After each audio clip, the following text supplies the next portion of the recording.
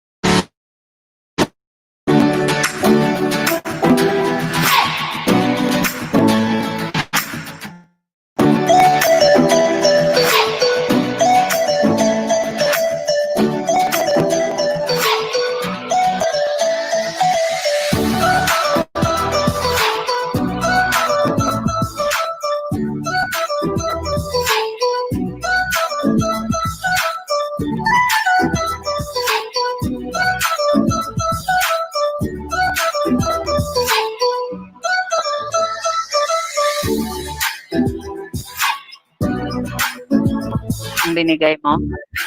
Sige, oh. Ito na.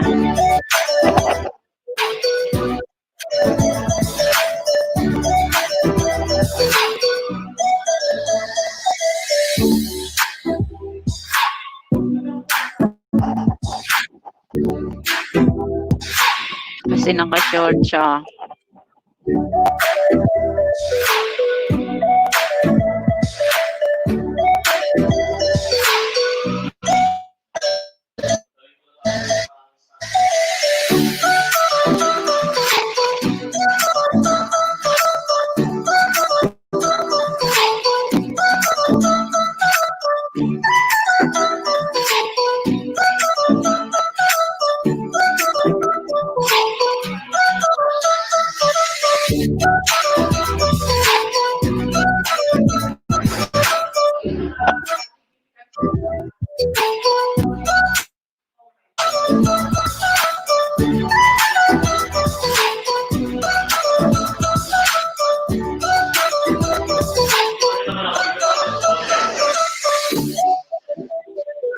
Picturean kita.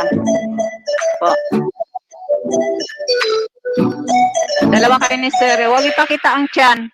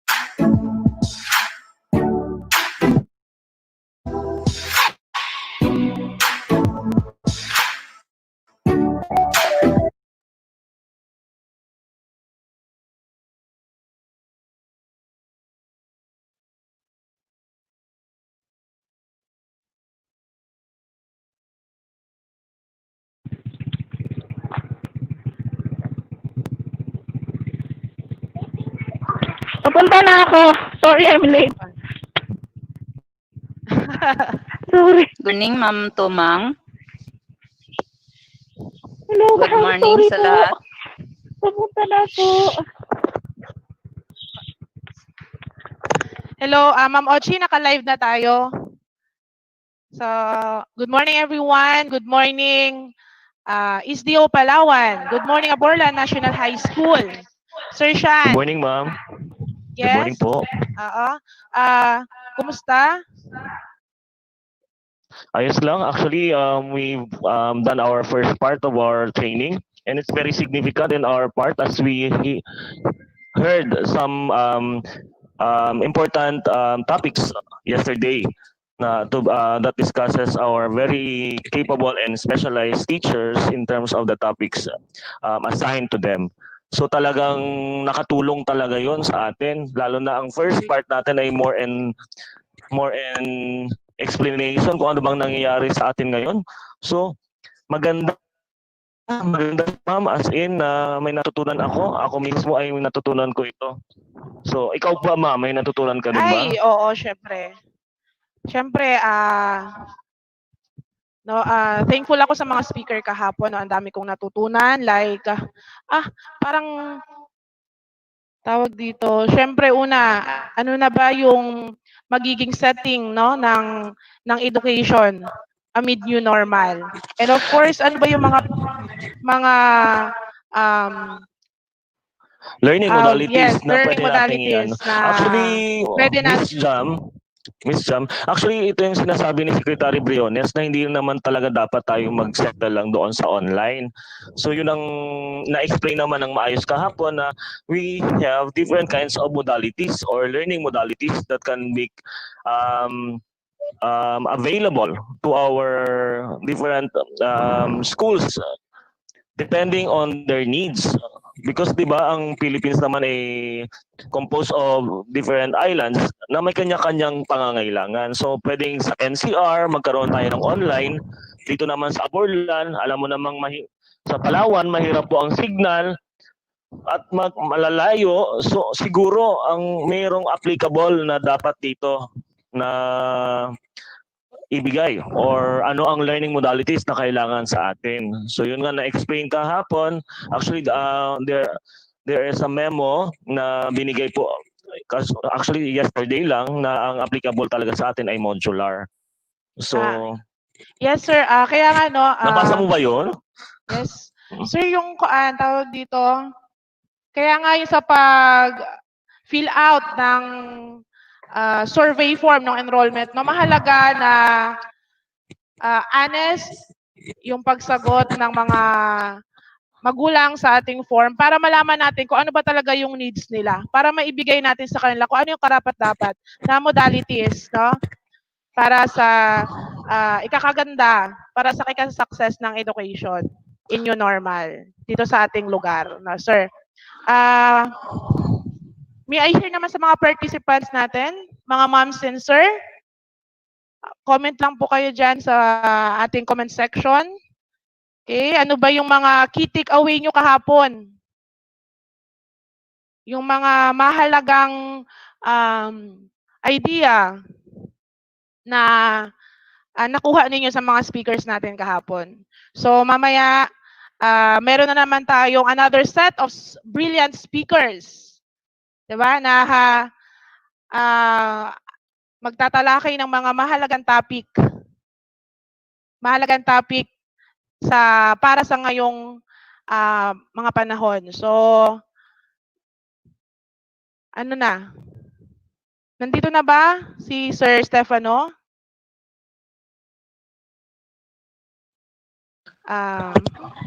Yun nga talaga ang problema natin dito sa Palawan because our connectivity, di ba, hindi natin ma-predict. So kaya kung minsan we were able to innovate this kind of in-service training as we still conform with the department needs, especially in our school, to conduct INSET.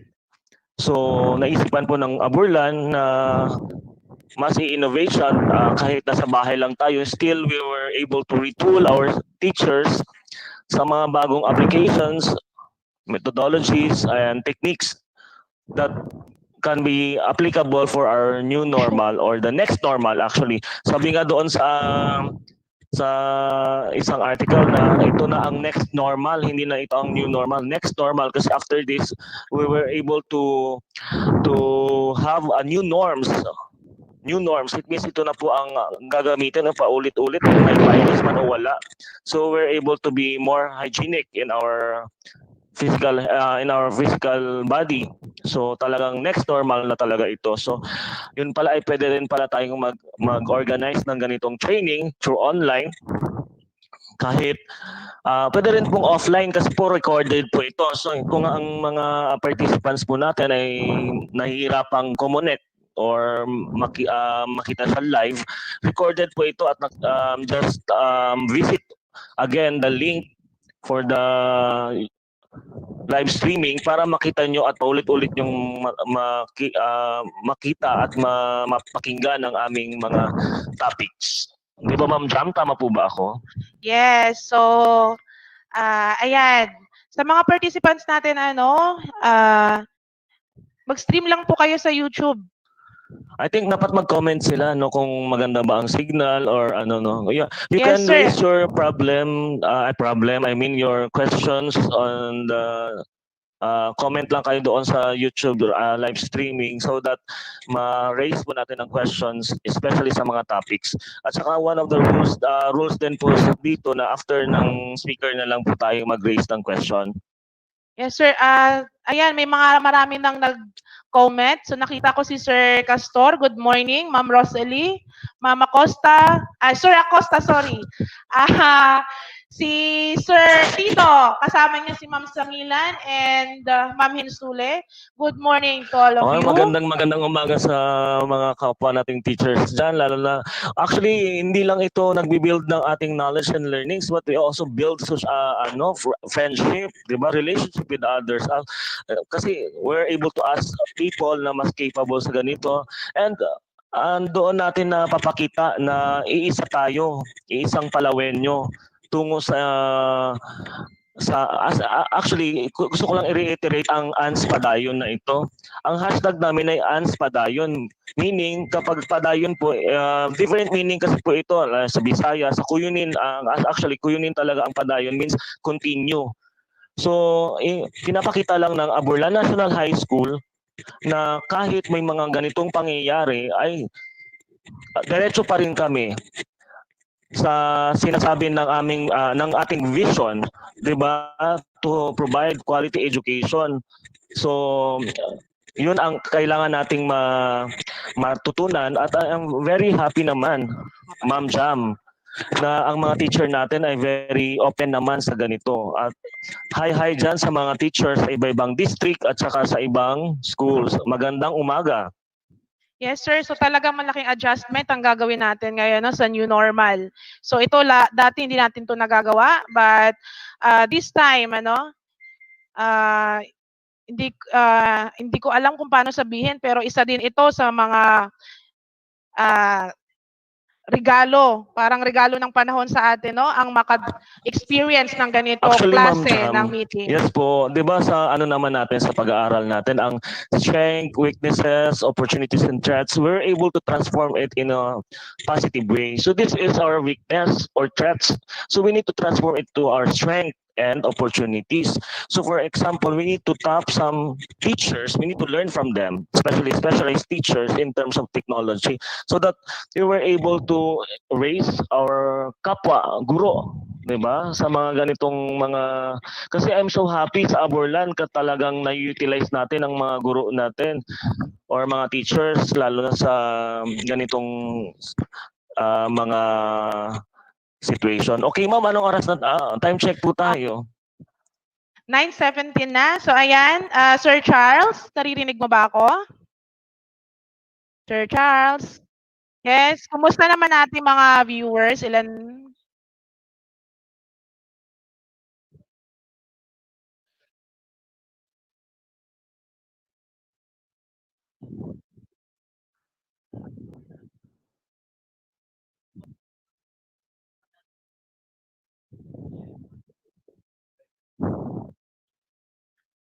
Maraming salamat, Sir Charles. No, bago po tayo magsimula, gusto ko po manang batiin ang ating very supportive principal, Ma'am Tony. Hello po, Ma'am. Ma'am. Good morning sa lahat ng naka-online. We are very fortunate for having this kind of training. Una sa lahat, nagpapasalamat ako na nabuo ito sa magitan ni yung ating previous principal, Sir Benji Lamitar, sa Katelo, sa ating technical staff na nandito, laging nakasupport. Magandang umaga at congratulations for the second day online training na very successful. Inaasahan po ang participation ng bawat isa through chat or through online participation. Then, thank you sa pagiging maaga. Napakahalaga na tayo ay laging maaga sa anumang nating mga gawain. Dito po sa ating online training, kung kinakailangan mag-take note po para meron tayong maibigay sa bandang huli, meron tayong comment share sa ating kasamahan. Thank you, Ma'am Jam. Buhay tayong lahat. Thank you very much, Ma'am Tony. So, ayan na ba ang ating welcome message. Maraming salamat, Ma'am. So, I think pwede na tayong magsimula, Sir Sean, Sir Charles. So, may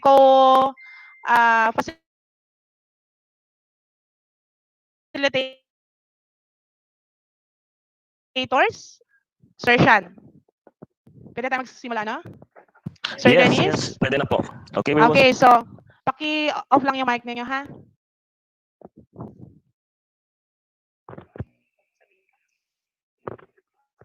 Okay, before we start, let us our management of learning. Okay, we will call on first our insight from Ma'am Jam Anango. Please give your insight for our previous topic.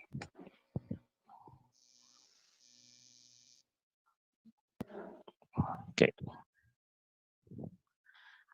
Okay, so to begin with, to formally start with our webinar for today, so let's have a doxology followed by Makabayan song, by Energizer, and an insights that will be given to us by Sir Ryan Acosta.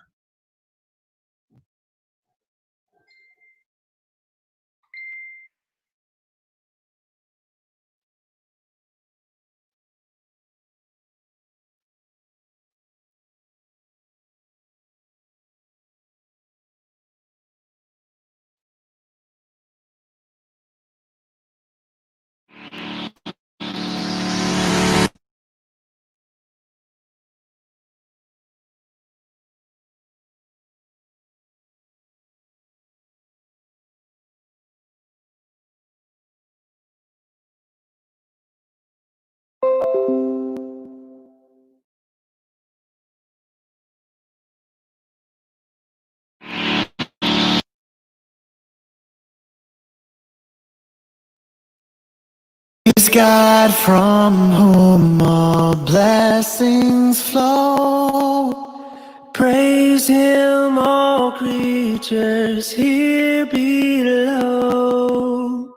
Praise Him above, ye heavenly hosts.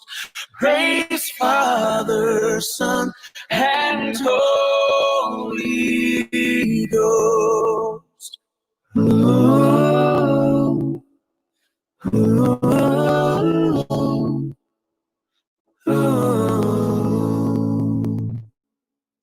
Praise God from whom all blessings flow. Praise Him, all creatures creatures here below. Praise him above the heavenly host. Praise Father, Son, and Holy Ghost.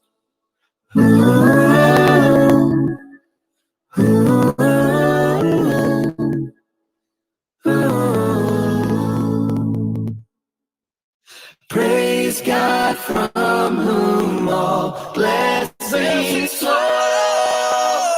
Praise him, all creatures here below.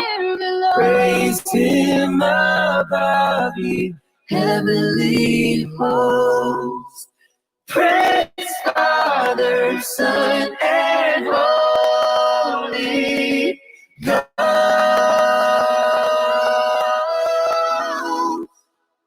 Praise Father, Son, and Holy Ghost.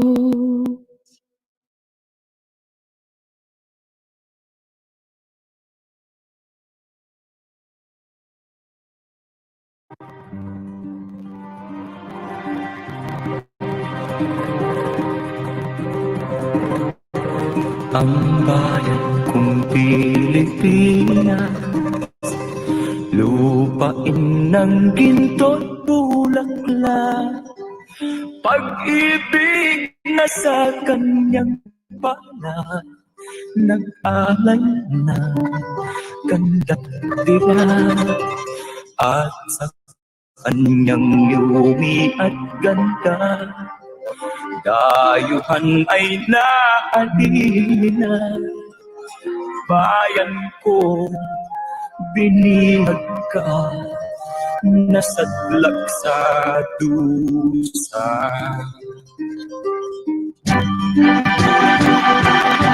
Ibon mang may layang lumipad, kulungin mo at umiiyak. Bayan pa kayang sakdal nila, ang di magnasang makaalpas.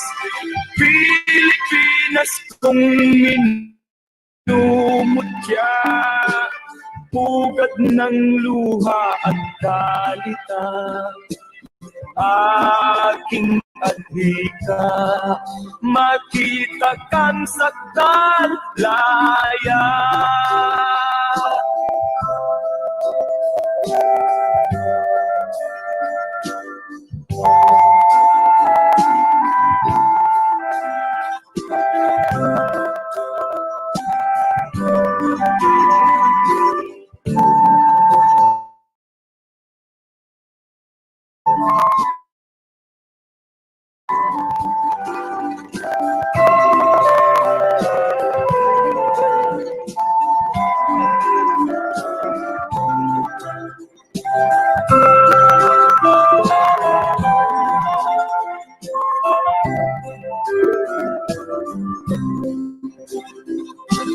Ibon mang may layang lumipad, kulungin mo at umiiyak. Bayan pa kayang sakdal tila, ang di magnasang makaalpas.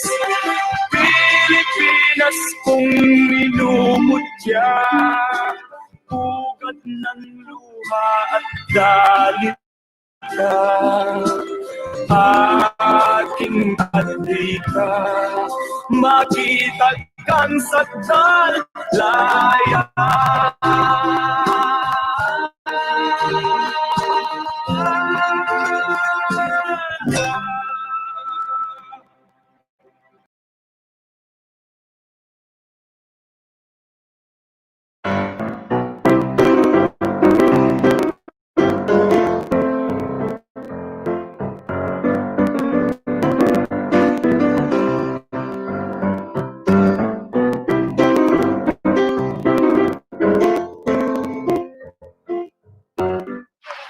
Okay, we're going to do something called the love clap, which is the universal way of saying thank you. involves actions and a little bit of humming, and it's best shown than explained. So first, what you're going to do is clap your knees 3 times, then take your hands, put them in the sleep position, go to the right and go clap 3 more times, go to the left, 3 more times, cross them over your chest and go 3 more times and go ma.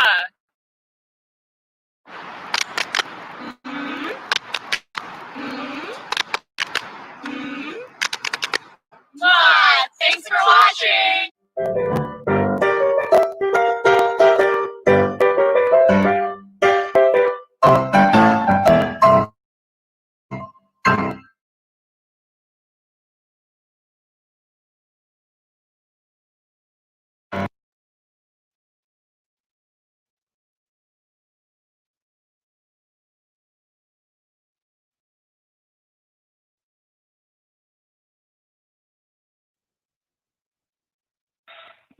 Hello, good morning po. And now for the insight, may we call on Sir Ryan Christopher Acosta, Teacher 1 of the Filipino Department, for the insight. Sir Ryan? Good morning po. Hello po. Narinig po ba ako? Yes, sir. Clear po. Good morning po sa ating lahat. So, ulit po ako po si Sir Ryan, Teacher 1 from the Philippine Department. At good morning po sa ating lahat, most especially po sa ating mga facilitators and po our Principal, Ma'am Pomilin and Diaz. Okay. This morning po, I am tasked na magbigay ng insight about the previous topics na diniscuss po kahapon ng ating mga great speakers po. Okay. For the challenges and amid the new normal in education, and I think po ito ay very timely para sa ating lahat. Very timely po sa ating lahat kasi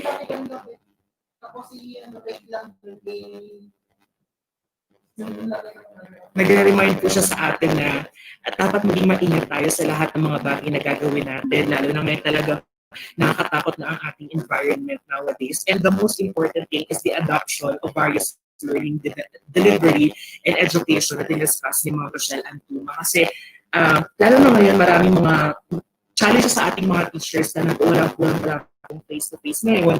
At sabi ni Sir Sean kanina na i-adapt talaga ng ating division office or na dapat talawan ang modular approach na kailangan talaga tayo mga teachers din ay maging alam natin kung paano gumawa ng mga ganito as per advice sa Deputy Order number 20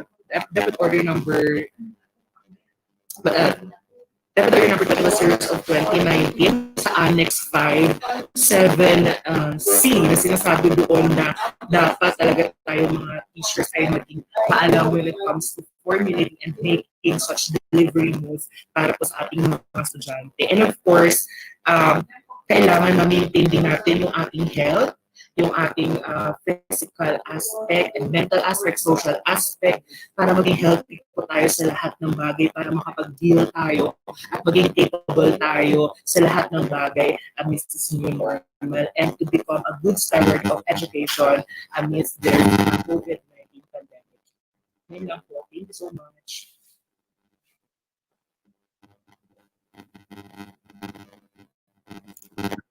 Thank you so much, Sir Ryan. And now, Ma'am Jam, magpo-proceed na ba tayo sa ating first speaker for the day? Hello, good morning, Ma'am Och. Naririnig mo ako? Yes, gusto ko sanang parang nabitin ako doon sa Energizer. Baka pwedeng ulitin natin, mga co-facilitators. Ulitin natin yung yung Energizer kanina. Mga ma'am sensors, sabayan nyo kami dyan sa inyong mga bahay-bahay. Mag-take ng selfie, di ba? Ayan, come on tayo. Ayan, para masaya. Co-facilitators, Sir Ryan. Ma'am Tony, sabay po kayo, ma'am. Yes. Sir Charles. Okay, Sir Dennis. Sir Patrick. Ma'am Burns. Ready na ako. Sir Patrick and Ma'am Verna. Ayan, okay. So,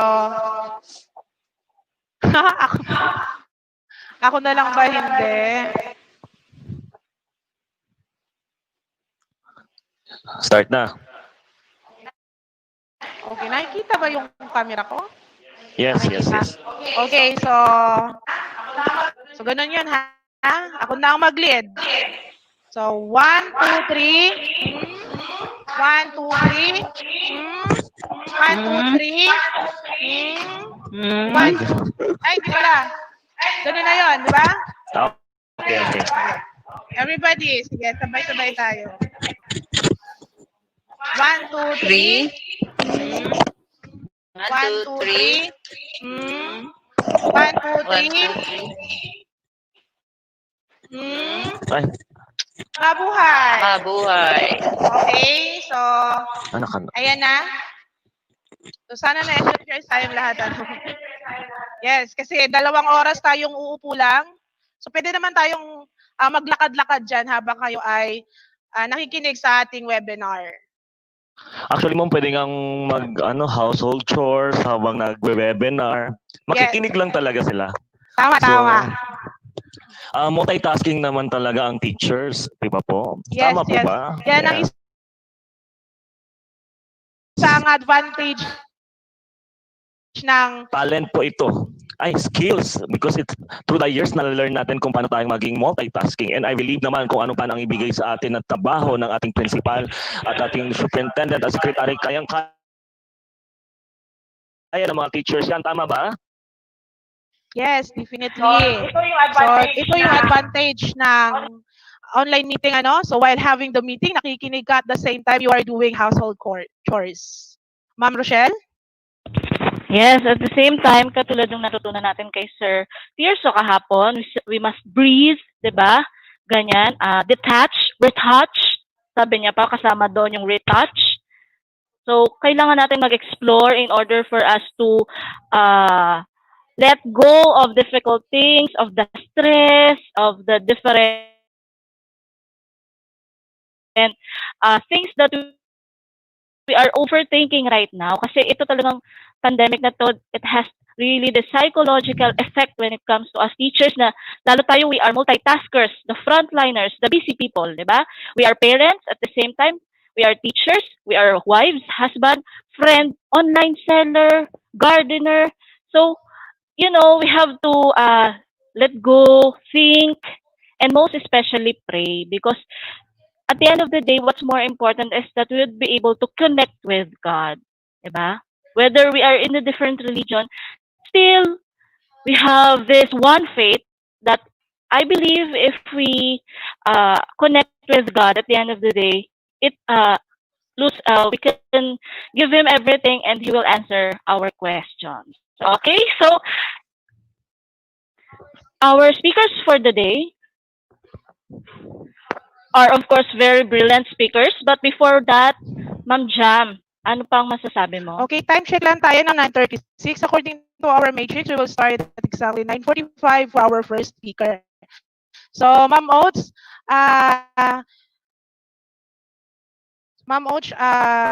so ayan, kindly introduce our speakers. Sino-sino sila?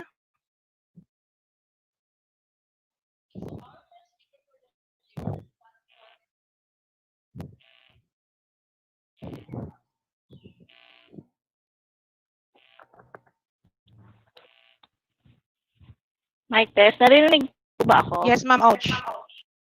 Okay, clear. So, our discussion for the day will focus on 3 topics. First is the action research in new normal. Second is about utilizing Google Meet. And the third is utilizing Gmail and Messenger using smartphone and laptop. So I am very proud to present to you our first speaker this morning, Mr. Sean A. Catalon, Master Teacher 1 of the Senior High School. Ay, salamat po. Salamat sa magandang introduction. Okay, I'm so happy naman na nabigyan ako ng time para mag-discuss sa inyo ng action research. So ito po ay very timely today. Why? Because we are given much time. So ang dami kong time na sinabi, di ba? So kasi talagang nabigyan tayo ng mahabang oras para magstay sa bahay. Sobrang stay ko nga sa bahay, naisip ko ito no? Naisip ko yung ganitong project which is been materialized by our co-technical working group. So sinasabi ko ito lagi na hindi lang ito sa isang tao lamang, ito ay para sa lahat. So lahat tayo magbe-benefit. So ang na-assign po sa aking topic ngayon ay action research in the new normal. Pero before tayo pumunta doon, kasi we are given also 1 hour. So still have time to, diba, to discuss. So magtatanong-tanong muna ako, no? Kung dapat naman talaga before tayo mag-start ng ating topic, ay magkakaroon tayo ng, or we will be having our pre-test or previous knowledge nila about action research. Okay, may I call on our part of technical working group, ma'am.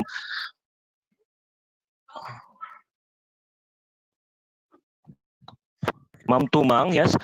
Ano ba ang alam mo sa action research? Di ba? Alam ko naman na, di ba, part of being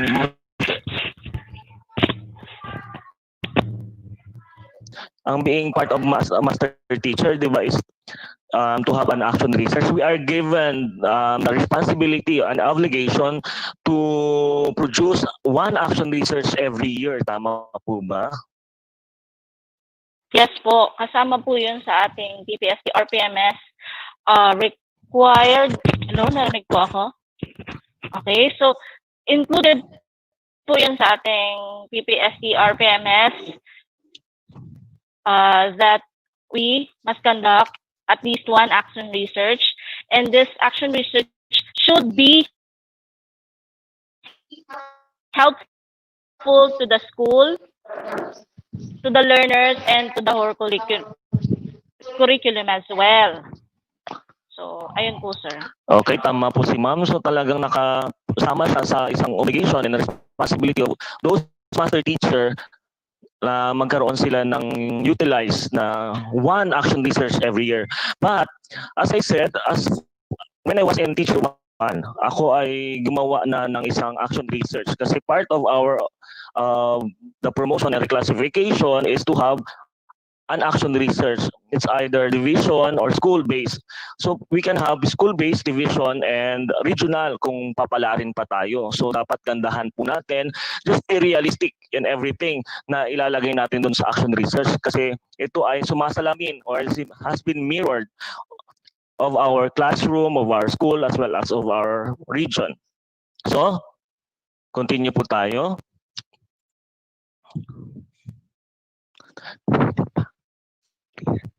Okay, what is an action research? So, yun ang unang question natin. But we should not go directly to that question. So, education and the new normal. So, ano ba ang pinagkaiba natin ngayon compare noon? So, ang education ngayon, ang nag-impaired po sa atin ngayon ay ang face-to-face. Because we are able or we are being practicing the face-to-face or traditional way of educating our students. So, it has been impaired by this virus because part of the transmission is through close contact. Kaya po pinagbawal na po sa atin ang face-to-face. So it also affects our work, especially as a teacher, and specifically to conduct an action research.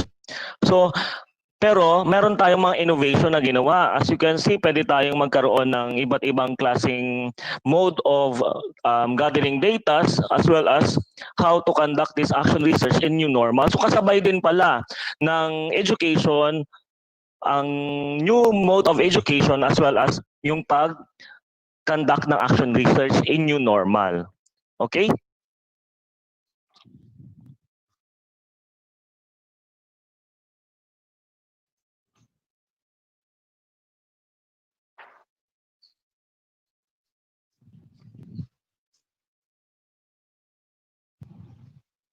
Naririnig ba? Clear ba ako? Okay. Objectives of the topic.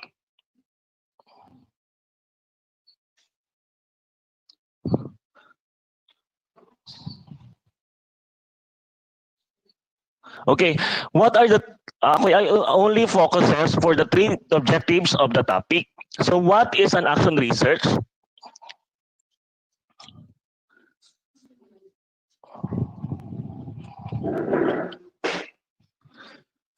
What is the relevance of action research in teaching and how to do action research?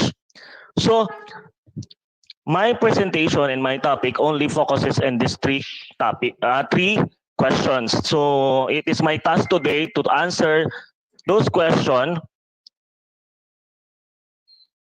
that will help us as a teacher. So ang i-focus natin po dito as a teacher po muna kasi I believe naman na one of, as I said a while ago, one of the requirements to be promoted or a class as master teacher is to have at least one action research. It's either school-based, division, or regional.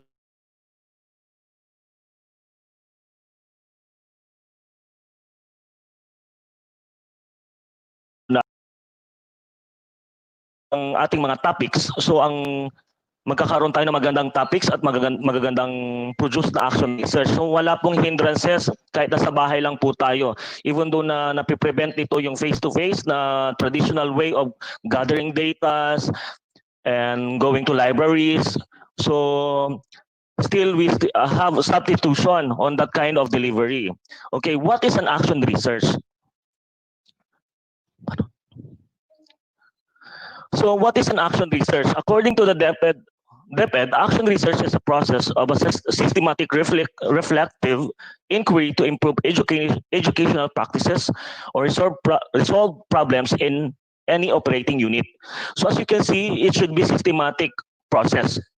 So may pagkasunod-sunod po ito, hindi yung magkakita mo lang ng topic, alam mo na agad na qualitative ito or quantitative. Hindi po ganon. So magkakita mo lang ng topic, alam mo agad yung title, hindi po ganun. We need to have the process. This process, kaya nga po tinuturuan din po tayo dito sa action research. Actually, na-apply ko to sa buhay ko na hindi lang ito more in compliance, but it also more in attitude making. Because if you practice action research in a systematic way, you're able to proceed your lab in systematic way. Kasi po, domino effect po yan. Kapag hindi mo nagawa yung isang step, hindi mo pa magagawa yung isang step. So hindi ka aangat or mawawalan ka ng isang relevance or important principles in your life if you were able to step up ng hindi mo nagawa yung talagang kailangan. So it should improve educational practices or resolve problems. What do you mean this? So dapat ang research natin is more in improvement and resolve problems. Naalala ko when I was in college life ko, talagang one of the, actually ang research, kung i-define mo talaga, it is done to resolve a certain problem. So para, hindi ko nga maintindihan kasi para tayong we're just only having burden in ourselves that we will need to find problems that tayo rin ang sosolve dito. Pero at the end, kapag nagawa pala natin to, magkakaroon tayo ng rewards or success in ourselves. Self-fulfillment po ito. Kasi we were able to identify your own problem as well as you were able to identify the solution, the perfect solution on your problem. So hindi na ngayon noon more in assessment lamang. So action research should produce product that can be utilized for the improvement and resolving the problems in terms of operating unit, school, classroom, or office. So, dapat doon pa lang sa title natin, alam na natin kung ano ang gagawin natin. So, as I said, kahit maganda ang ideas natin, kung hindi natin mapapalabas doon sa title, mahihirapan din po ang nagbabasa or ang panelists natin to approve our research. Pero ang nakalagay naman po doon sa qualification standard, hindi naman kailangan na ito ay approved ng division or ng regional sa mga scholarship natin in terms of birth. Pero po ito ay kailangan mag-submit tayo ng proposal. So proposal can be done, pero mas maganda po sana kung ma-execute natin at ma-conduct po natin ito. Okay? The area of research differs based on the levels of governance. So what do you mean this? So kapag ikaw ay school teacher, dapat within school classroom lang or classroom based lang ang ating research. On the other hand naman, kung ikaw ay master teacher or head teacher, ito ay sa isang department in terms of strategy. Master teacher should be strategy, pedagogy, methodology. On the other hand naman, head teacher should have governance within the department. Then kung principal ka naman po or head teacher, school head teacher, ito po ay sa governance within the school. So mamaya ipapakita ko sa inyo kung ano talaga ang specialization na kailangan na dapat natin gawin. So regional, so magkakaiba po ang levels ng governance natin. So ako po, nag-start ako within my classroom. I were able to provide an innovative learning materials. So that one makes me realize that I can do more. Kasi kung nagawa mo yun na small things, magagawa mo siya palaki ng palaki. So all research proposal must be anchored on the following thematic areas. So meron pala siyang naka-anchor siya sa isang different kinds of thematic areas. First, improve access to education or improving access to education. Paano ba natin ma-access ang education in terms of kasi po dito sa Aborlan, alam niyo naman po may ang hirap ng buhay. So how you improve or paano mo mabibigyan ng improvement the way our student access the education? So ano ba, mas mapapadali ba? Dapat ba ang ating decoration sa school should be connected with our subject area thoughts? Kasi ganun po ang ginawa ko doon sa dati kong school. Kung sabi ko, dapat lahat ng aking decoration within the classroom connected doon sa tinuturo ko. At ginawan ko siya ng action research para matest ko yung efficiency at efficacy ng aking innovative learning materials. Bakit? Decorative and innovative learning materials. Kasi naka-decorate lang siya sa within the classroom eh. So sabi ko, dapat magamit ko siya. Next, improving the quality of education. So after that, kapag nakagawa ka na ng access, kasi mas madali nilang mababasa, you need to test the quality of education kung meron ba silang natutunan. So ito ang mangyayari, yung testing natin na gagamitin is either pre-test, post-test, or we can have also qualitative based, qualitative or the interviews came from our students. So next, improving governance. Ito naman po sa mga head teachers and school head teachers as well as principals and those occupying administrative position. So ito ay pwede rin gamitin at maganda po siyang gamitin in terms of international standard or organization na magkakaroon tayo ng management area na ma-improve natin ano ba ang lackings natin. So kaya nga meron lahat yan nagsisimula sa pagsusulat. Kaya nga sabi ng aking advisor, ang research is all about reading. Reading and reading and reading. So first step is to read, second step is to read, and third step is to read and read again. That's very important to have previous knowledge in terms of our area para hindi tayo mawala at alam natin ang patutunguhan natin.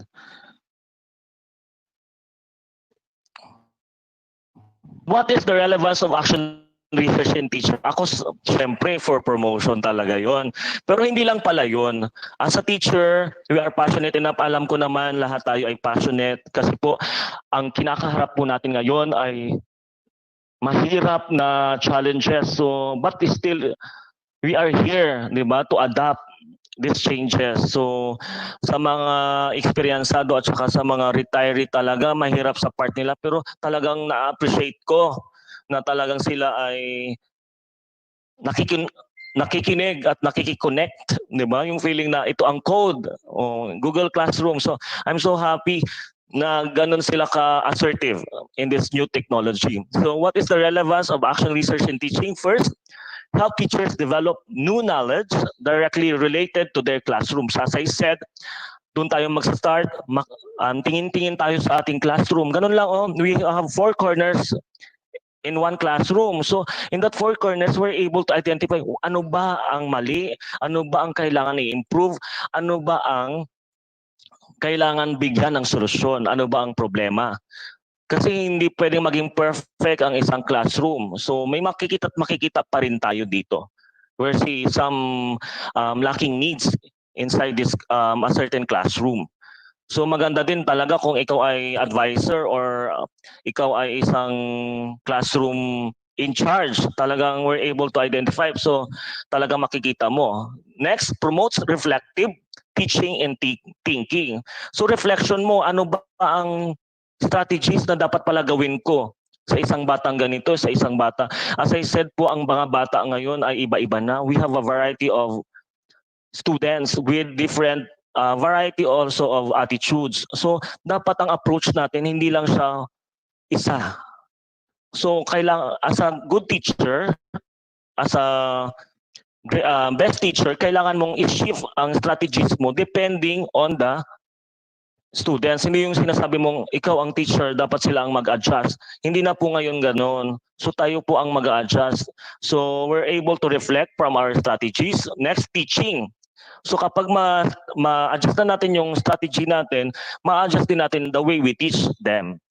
For example, yung teaching strategies natin, for example, di ba sa TLE, hindi lang dapat more in demonstration mo lang. So dapat may return demonstration as well as practical demonstration. Ang practical demonstration can be also done with two kinds or differentiated strategies. For example, to test their academic intelligence, you can have test paper examination as well as essay. Kasi may mga bata po tayong magaling magsalita, magaling talaga sa academics. Hindi naman sila masyadong magaling sa practical. So, meron din tayong test for practical so that mabigyan ng rooms ang bawat isa na may kanya-kanyang kakayahan or specialization. Next, thinking sa pag-iisip nila. As I said, doon nga papasok din ang ating pag-iisip kung ano ba ang pagpananaw natin. Nung time na nakagawa po ako ng action research, talagang naiba ang pananaw ko na parang lahat na lang gusto kong gawa ng action research. Kasi kailangan papel talaga. Hindi mo pwedeng sabihin lang dapat ganito ang solusyon. Dapat merong systematic, should have systematic process para wala kang makaligtaan. Next, expands teacher pedagogical repertoire.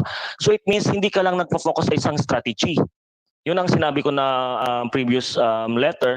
Dapat hindi ka lang nagpo-focus sa isang pedagogy. So dapat you have different kinds of repertoire or different kinds of specialization in terms of our students. As I said, our students now has different kind or variety of attitudes and characteristics na dapat tayo as a teacher ay mag-adjust din. Next, put teachers in charge of their craft. So hindi ka gagawa ng action research nang hindi mo specialize.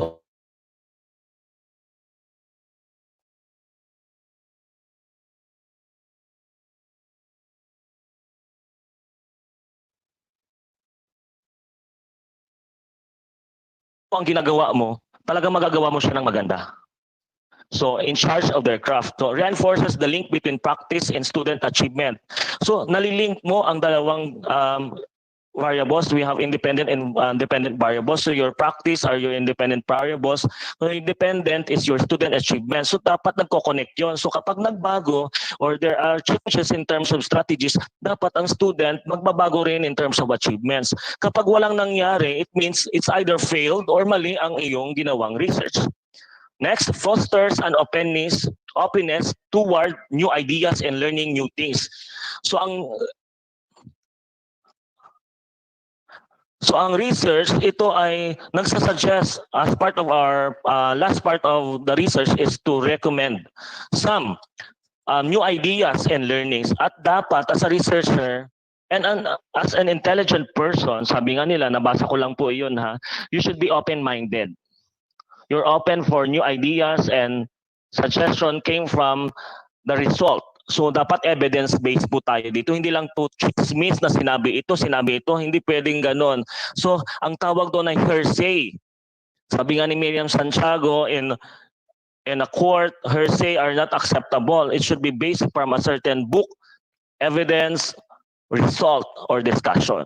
Next, give gives teachers ownership of effective practices. So parang self-fulfillment mo yun eh. Kapag makagawa ka ng sarili mong strategies, ito ba ang dapat sa ganitong room? So lumabas na doon sa result mo na ganito ang dapat gawin. So parang sense of ownership mo yun na ikaw ang unang, it's either hindi ikaw ang unang naka-discover, but ikaw ang nag-foster, nag-innovate, nag-innovate ng previous strategies to be more applicable to your school, to your classroom, to the group of your students, and parang self-fulfillment mo yon as ownership or owner. So, ulitin ko lang po, hindi lang po dapat tayo doon sa more and qualification standard kasi sabi nga ni Sir Sean, dapat ba mag-action research kasi part yun ng promotion or reclassification, but it also improve the teaching capability of a certain teacher. So yun ang isipin natin lagi kasi kung na-force tayo, parang ang hirap din gawin ang action research, hindi natin magagawa siya ng maayos or maganda. The topic itself should be done great and best as we can kasi kung ako nagpapasa ng action research, talagang yung the best talaga yung ipapasa ko kasi if ever, 'di ba, mabigyan ka ng time na i-discuss siya in front of our fellow teachers, makakapagbigay ka ng sarili mong ideas. Actually, we are here to help our co-teachers and from promoting. So sinasabi ko nga kila Ma'am Jam, parang ang hirap kasi i-discuss ang 1 hour lang ang action research. Pero ito ay overview lamang. So makapagbigay man ako ng konting ideas or techniques kung paano ba ang gagawin para makapagbuo tayo ng action research. So I'm expected everyone to have an action research or kahit proposal or title making lamang kasi nga we are work from home, di ba Ma'am Tony Lynn? So work from home tayo, so siguro marami tayong maiisip ngayon. So ito nga, kung minsan, yun din nga, sa sobrang isip natin, it makes us burden talaga. Pero masaya din kung napipressure tayo ng konti, di ba? So next. So how to do an action research? This is the process of the research process. So first, hindi ka muna sa title magdidiretso. So you need to identify your topic. So magkaiba po yun ha, yung topic at saka title. So from the topic, you need to identify your problem. Then, you need to read your review of literature. Kasi doon, from literature, doon nakabase yung hypothesis, proposition development, framework development, objective formulation. So doon siya nakalagay lahat. So kapag ikaw ay dapat kung gagawa ka ng action research, hindi ito yung sa una lamang, yung sa topic pa lang na nagawa mo na po after review of related literature, napagod na po kayo. Hindi po ganun, ma'am and sir. So from review of related literature, din po natin malalaman yung next na steps. Kaya nga po nakikita nyo sa chapter 1, chapter 2 po, ang review of related literature. Di ba po? Pero alam mo, nung when I was in my masteral degree, ang ginawa ko talaga, yun nga, inuna ko muna yung chapter 1, then nag-chapter 3 ako, chapter 4 and 5, chapter 3, then chapter 4, yung result. Kasi ang chapter 2 should be the basis of your chapter 4. So dapat connected siya doon sa chapter 4 kasi it implies it should bring implication to your result. So mali pala iyon. So dapat pala chapter 2. So talaga susundin natin yung chapter 1, 2, 3. Akala ko yung it's my own strategy. Nag-isip din ako, nag-research din ako kung pwede ba yung ganun. Pero I've attended a certain seminar na dapat talaga sundin natin yung chapter 1, 2, 3, 4, 5. So mamaya i-explain ko kung paano. Next will be the design phase. So research plan, formulation. Next, empirical phase or the data gathering collection.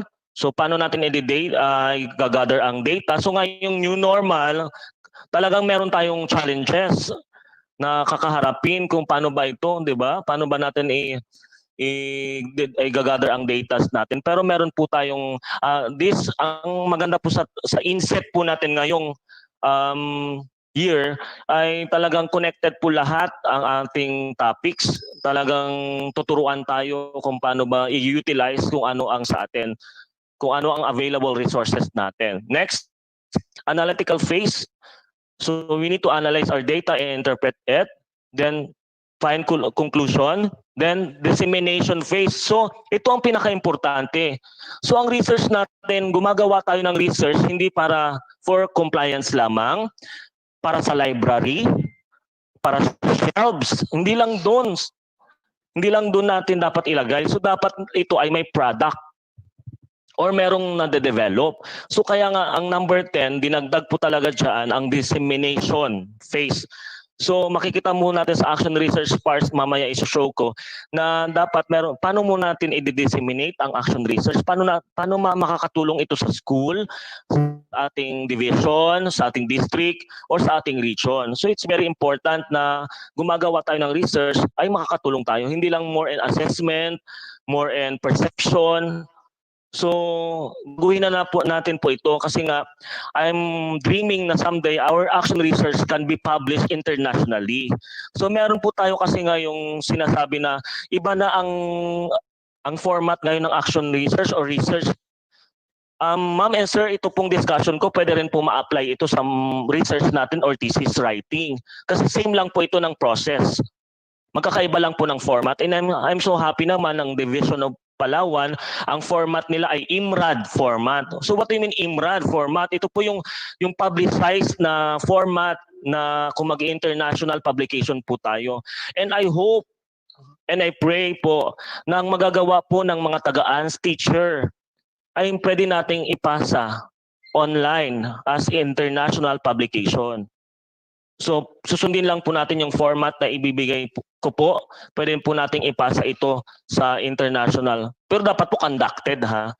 So, hindi naman po sinasabi na kapag ikaw ay hindi na-approve sa region, ay sa division, sa region, ay hindi ka na magkakandak ng research. You can conduct your own research actually.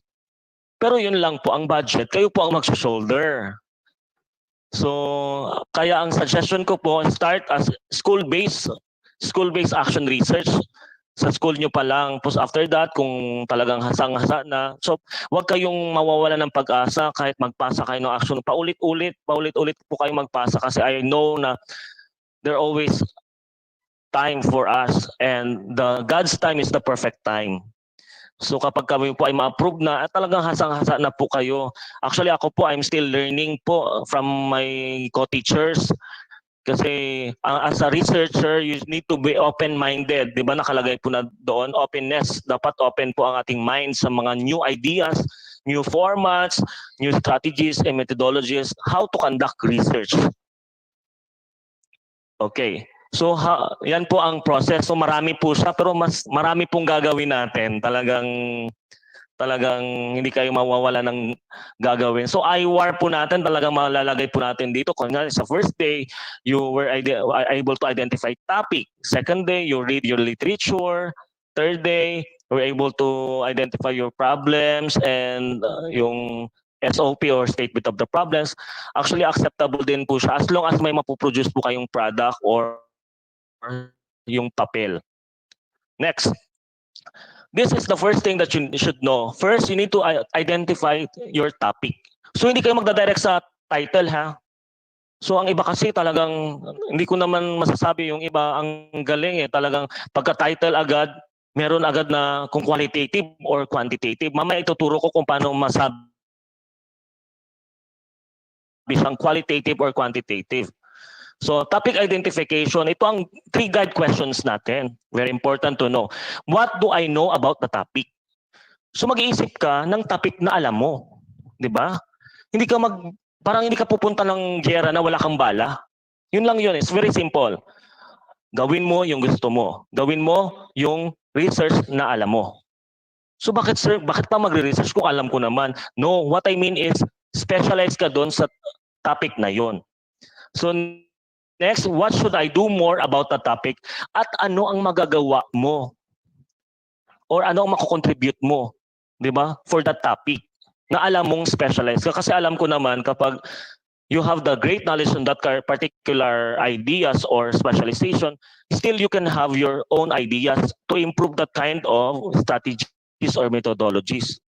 So next, what do previous studies say about my chosen topic? So dapat meron ka ding binabasang other related literature. Sabi ko nga, di ba? As a researcher, you need to read again, and read again and again.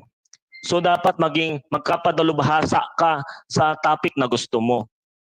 So dapat meron kang mga basis kung ano ba ang result, ano ba ang kinalabasan ng ganong topic. So it's very important, this kind of three questions na kailangan nating ilagay sa ating mind. So we need to first to identify our topic. Next.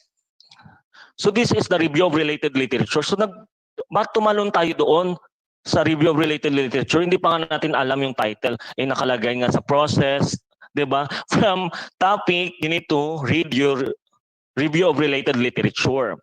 So this is a systematic way how to identify your topic.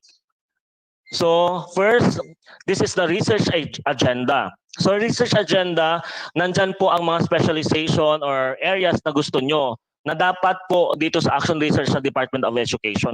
First, you need to have the teaching and learning. Dito nakalagay yung mga strategies, methodologies, and pedagogies, child protection, then human resource development sa mga admin po natin,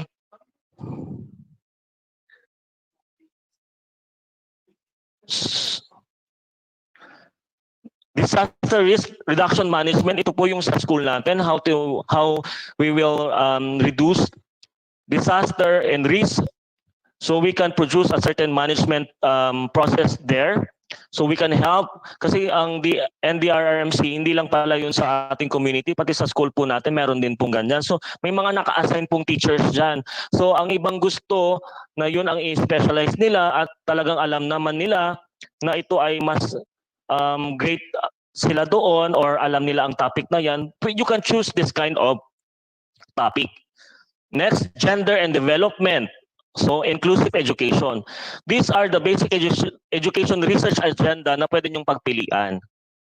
So, kapag ikaw ay mag-pa-apply ng action research, ito pa ay i-click mo lang doon sa format na binigay po ng division. So, for example po,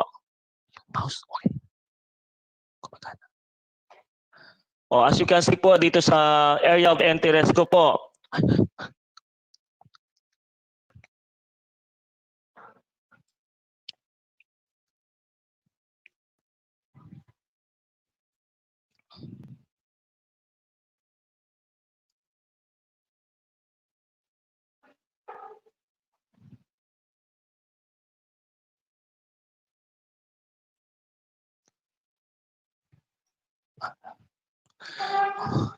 okay, as you can see po, mas pinili ko po yung area of interest kasi po, di ba, kapag ikaw ay master teacher, you need to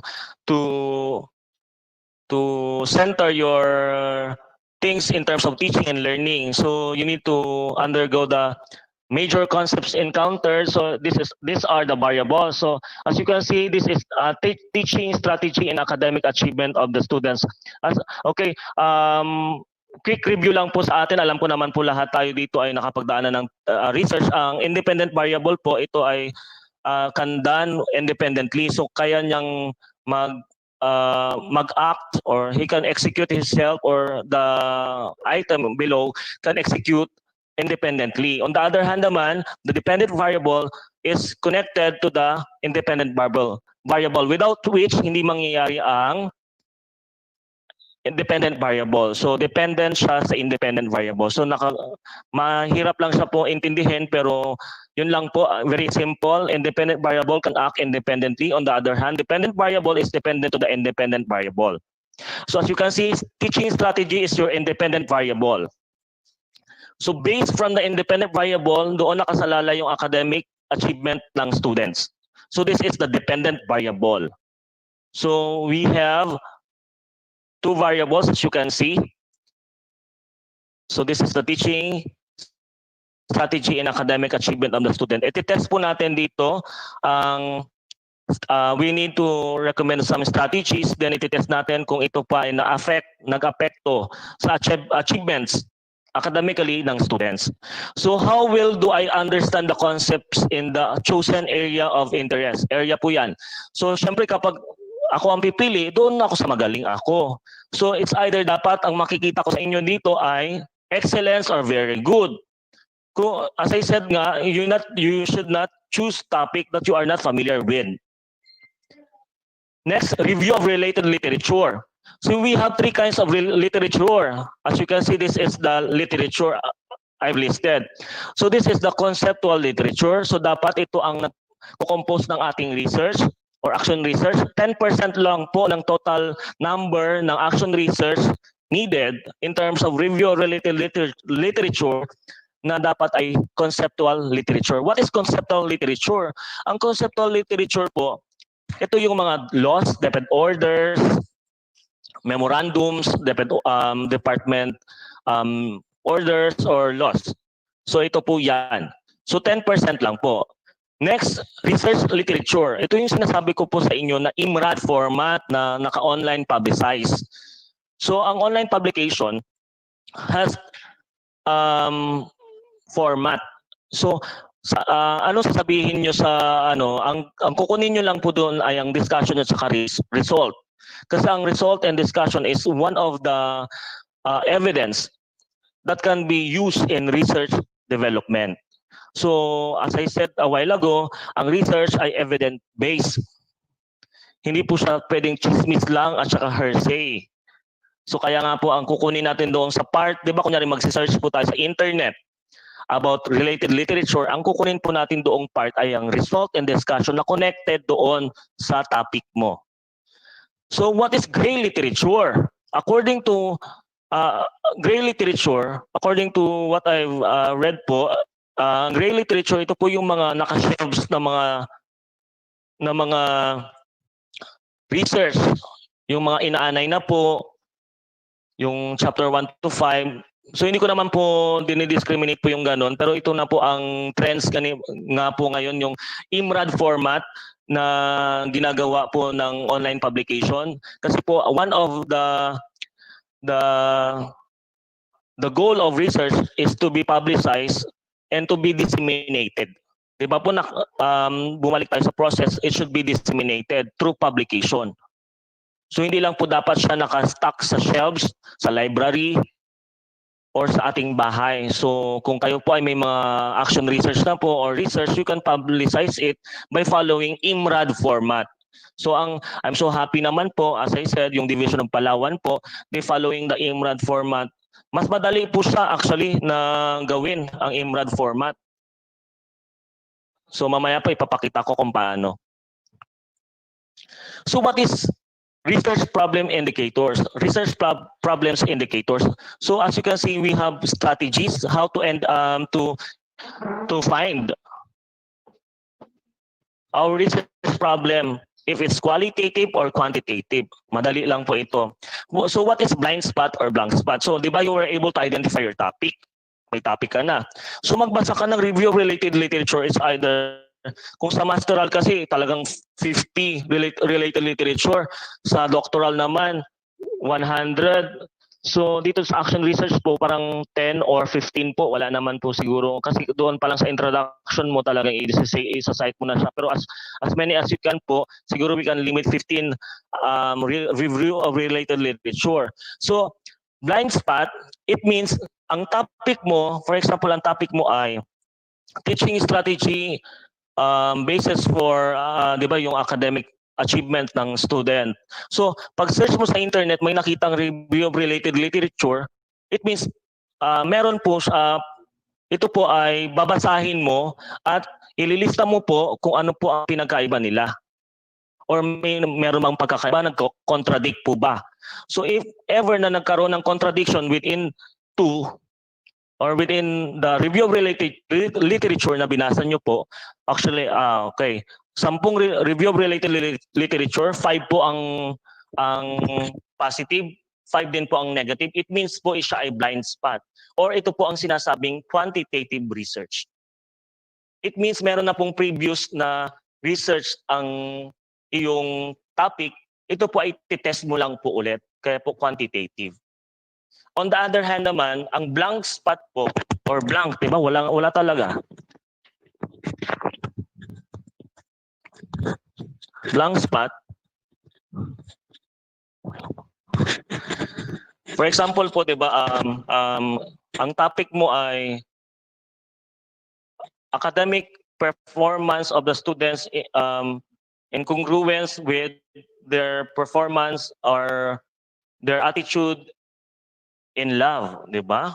Yung sa love. So kung wala pa pong pag-search mo po sa internet or sa Google po or sa other platform po, wala po tayong makitang review of related literature. Ito po ang blank spot na sinasabi. Kaya nga po blank. So ito po ang indicator na ang iyong research ay qualitative. Naintindihan po ba? So on the other hand, blank spot po merong available na review of related literature. On the other hand naman po, kapag blank spot po, wala pong available na review of related literature. Paano sir kapag mix? Di ba? What is mix method? Mix ng qualitative and quantitative. Yun po ang sinasabi kapag ang review of related literature po natin ay hindi sapat na ma-prove ng iyong research ay quantitative. So you can improve it by mixing it with qualitative. Okay. As you can see, nakikita ba? Oo, kita naman, no? So this is the topic. This is your topic, employees job commitment. So makikita mo merong review of related literature. Kasi as you can see, 20, this is your dependent variables. Employees job satisfaction, employees motivation, and school rewards.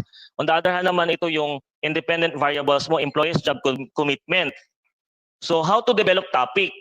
So kapag nag-start pa lang po tayo, we can have one variable lang muna.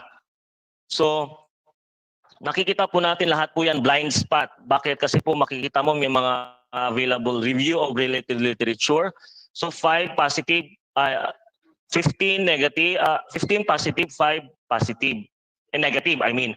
On the employees motivation, 11 is positive. 9 is negative. In school rewards, we have 8 positive, then 12 negative. So kung tatanggalin natin yung ibang variables, kasi masyado nang mahirap po yun, tanggalin na lang po natin ito at saka ito, yung demographic profile or characteristics, pwede po tayo makapag-develop ng employees job commitment in relation with employees job satisfaction. So yan na po ang iyong title. So ito po ay quantitative research.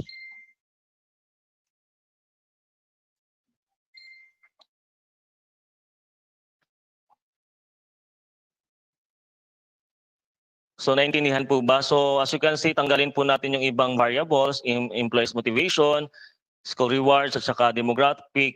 So ito po ang ating main independent variable. Kukonect lang po natin dito sa dependent variable. So connected po ang employees commitment sa kanilang satisfaction. So we can have employees job commitment in relation with their job satisfaction. That will be our title. Next, we have the parts of action research. So first, we have introduction, literature review, we have theoretical framework and conceptual framework, we have the research questions, research objectives, we have the assumption, hypothesis, we also have the research methodology.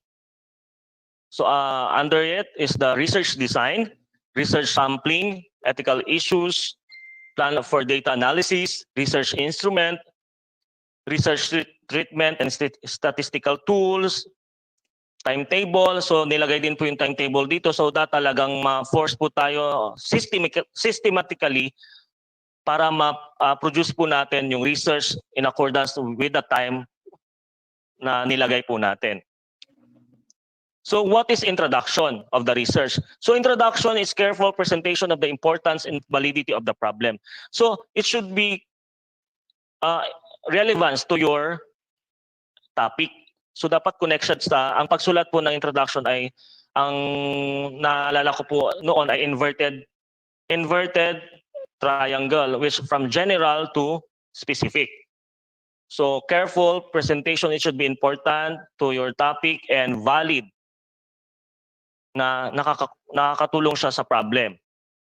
Next, systematic and orderly presentation of background information with educational trends. So dapat talaga educational trends, dapat yung napapanahon, mag-isip tayo ng topic na napapanahon din. So ang introduction natin dapat, ang applicable ba ngayon sa time ngayon? So related to the problem, unsolved issues, and social issues. So as I said, ang pagsusulat po ng research ay meron ding strategy.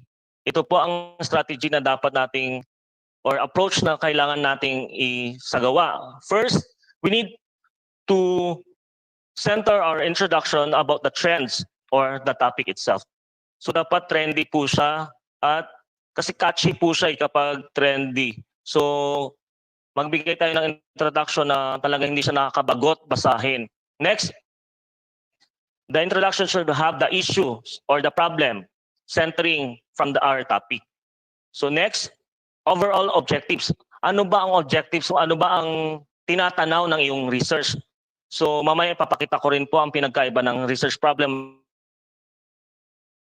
at saka research objectives. Next, the contribution. Paano siya makakatulong sa atin? So it's very easy to understand. I make just is very easy kasi nga kung masyadong mabilis ay mahaba ang discussion, hindi natin maaalala. Just memorize the TIOC approach. First, the trend or catchy ang iyong topic or ang iyong introduction. Next, it should contain the issues or the problems, then the objectives of your research, and how it contribute to your school or class. So review of related literature. So review of related literature should be systematic presentation of literature and studies related to the problem. So I know naman na before kayo nag-come up with chapter 1, dapat nakabasa na kayo ng iyong review of related literature, nakapag-gather na po kayo. So ang ginagawa ko po noon ay para talagang connected siya doon sa aking topic is isa-search ko po sa internet about sa topic ko, for example, teaching strategies. Those teaching strategies that are connected, ay babasahin ko po ang results and discussion. So from reading the results and discussion, kukunin ko po ang magkakaparehas at saka indifferent so that magkakaroon ako ng magkakapareha at pagko-compare ng bawat isa. So next, adequacy of presentation with reference to problem, research, design, significance of the study. As I said, it should be significant to the study.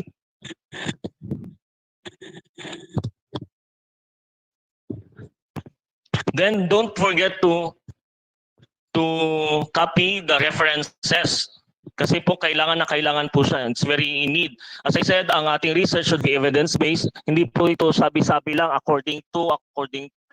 should be according to Sean Catello, according to Ma'am Tony Lynn Diaz. So dapat may year din po siya. So kapag ito ay studies, it should be 5 years back from the date or the year you need to utilize your research. For example, 2020, dapat hanggang 2015 lang po. Kapag ito ay literature, ito should be 10 years back or from 2020, 2010 po pwede pang gamitin. Pero as I said, nagbago kasi bigla ang ating panahon ngayon. So talagang magkakaroon ng change, a radical change in terms of literature. So talagang siguro mas maganda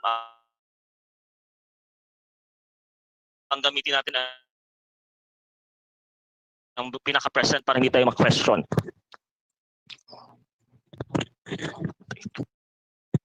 So next will be theoretical conceptual framework. So theoretical is a theory. Conceptual, how you conceptualize or paano mo siya gagawin. So may mga model po tayo dito na pwede natin gamitin. So first, you need to have a clear presentation of the theory which explains why the study exists. So it should be anchored in a certain theory. Hindi ka lang pwedeng magsabi na ito ang pag-discuss mo, ito lang ang dapat mong gawin, sarili mo lang. No, kasi lahat po ito ay naka-anchored sa isang theory or sa isang theory na nagawa na. So it should be evidence-based. As I said, hindi ito talagang chismis lang. So dapat you need to find a theory na doon mo i-base, i-model the way you will conduct your research or the way your research should be conducted. Next, appropriate development of conceptual frame with reference to the problems of the study. So this is the approach. First, you need to state the theory So state the theory for according to Sean Catello with his theory, social theory or social context theory. So yun, explain mo kung ano ang theory about. So yan ang E. Explain the theory about. Then contextualize or ilo-localize mo siya, i-connect mo siya doon ngayon sa iyong research. So kung ang social context theory, it's all about socialization or social relationship, dapat ang topic mo ay connected na doon. So hindi ka maghahanap or you should not find some theoretical studies na hindi connected sa iyong topic. Kasi nga, yun ang magiging basis mo how to conduct your study. Okay. So, ang pinakamadaling conceptual framework pala na ginagamit namin dito is the IPO or Input, Process, Output. So input, ito yung mga ginagamit natin na yung mga gagamitin natin sa conduct ng research natin. After that, the process. Ano bang process na gagamitin natin? Like data gathering, survey questionnaire, surveying. So yun ang process kung ano bang pag-conduct natin. Then output, kaya po laging output-based po ang ginagawa natin or IPO po yung ginagamit namin kasi nga our research should be output-based. Hindi lang siya mag-stay doon sa process, yung na-conduct lang po natin. So it should be an output-based. So research questions or research objectives. So sinabi ko kanina, ano ba ang pinagkaiba nila? Actually po walang pinagkaiba. So ngayon po na kung minsan I've asked some people kasi yung format po merong research problem na may research objectives pa. So ang pinagkaiba lang po talaga nila ang research question in the form of question. So may question mark sa dulo. On the other hand naman, ang research objectives naman po siya is in a form of statement. So what is a research question or research objectives? So clear identification of the problem statement. It should be in accordance with the topic. So ito ang sasagutin mo ngayon. So kung ang question mo ay hindi connected sa topic or sa title mo, hindi mo masasagot yung topic. Yung hinahanap mo. So walang nangyaring research kasi hindi mo nasagot. So yun ang una. Kaya nga kung magpapanel po kayo someday, talagang I'm praying that our school will be also, it's not only agricultural but also a research school or research-based school. Some of our teachers will be invited to be a panel. So talagang i-ano natin na dun from the title, direct tayo doon sa topic. Kung connected ba ang title or ang topic natin doon sa research problem. Kasi parang waste ang mangyayari kapag hindi niya nasagot ang gusto mong ipalabas or sagutin doon sa topic mo. So send an ambiguous statement or specific problems related to the major problems. So unambiguous, it means hindi siya nagkakaroon ng dalawang meaning. So it should be related to the major problems. So for example, development of learning materials based from. So ang general objectives mo is to develop learning materials. So first, problem mo is you need to analyze or there should be a needs analysis kung kailangan po ba talaga ng learning materials sa subject na ganito. After that, based from the problem, what kind of learning materials should be developed? It is the SOP number 2. SOP number 3, acceptability. Number 3, SOP, pwede tayong mag-direct doon. Pwedeng development of learning materials. Or what? Acceptability of the proposed developed learning materials. So we already provided 3 SOPs. First, need to analyze or this should be a needs analysis. Yan din po ang ginawa natin dito sa makikita nyo po, ang ginawa nating survey po, needs analysis po iyon. Kung ano pong klaseng learning modalities ang gagawin po natin. From needs analysis, makikita mo natin yung result. So nakita mo natin sa ANS ay modular. From modular, didevelop na tayo ng learning modules based from the result of the needs analysis. So systematic po siya. Hindi po pwede mag-direct na makagawa tayo ng learning modules without needs analysis. So kasi pwede kasing lumabas na meron naman talaga tayong modules pang available So kailangan systematic from the start until the end. So what is an assumption? I think that is acceptable as true or as certain to happen without proof. So ito yung ina-assume or tinitignan ng researcher na dapat mangyari. So therefore, ang turo po kasi sa akin ng Okay. Okay, hypothesis as a supposition or proposed explanation made on the basis of limited evidence as a starting point for further investigations. As you can see, this is the significant difference within two or more variables. So as okay, I'm running out of time talaga. Sige lang. So next will be scope and limitation. So pasensya na po kasi po ang ating I'm only given 1 hour, so just only giving you an overview. So I hope na na-discuss ko po kung pinaka-importante lang naman po is to identify your topic, then how to produce if it is qualitative or quantitative in problems. Pasensya na po . So next is scope and limitation. Scope and limitation is a restriction on applicability of a researcher. Ito po yung saan mo po ikakandak, sino po ang respondent mo, anong year, anong period, at kailan mo matatapos. Yun lang po. Very easy to understand. Next, research methodology. So, under the research methodology is a procedure or techniques used to identify, select, process, and analyze information about the topic. So, under nito, yung research design. So, research design, ito na yung sinabi natin kanina, yung qualitative or quantitative research. So, tinuruan ko na rin kayo po kung paano mag-identify. So, ang uso naman po ngayon is mixed method. So, pwede natin pong gamitin iyon. Next, research sampling. So kung masyadong malaki ang population po natin, pwede tayo mag-employ ng sampling. Pero kung ito po ay a small group of people, pwede natin pong ito na lang lahat. So that ang tawag doon po ay research population na po. Kung it will cover the whole population. Pero kapag ikay kukuha lamang ng konting portion ng research ng population, ito po ay tinatawag na sample. So alam ko naman po you are capable enough for that. Marami naman po tayong natutunan sa ating mga teachers noon na about sa sampling method. So marami po tayong sampling method na pwedeng i-employ.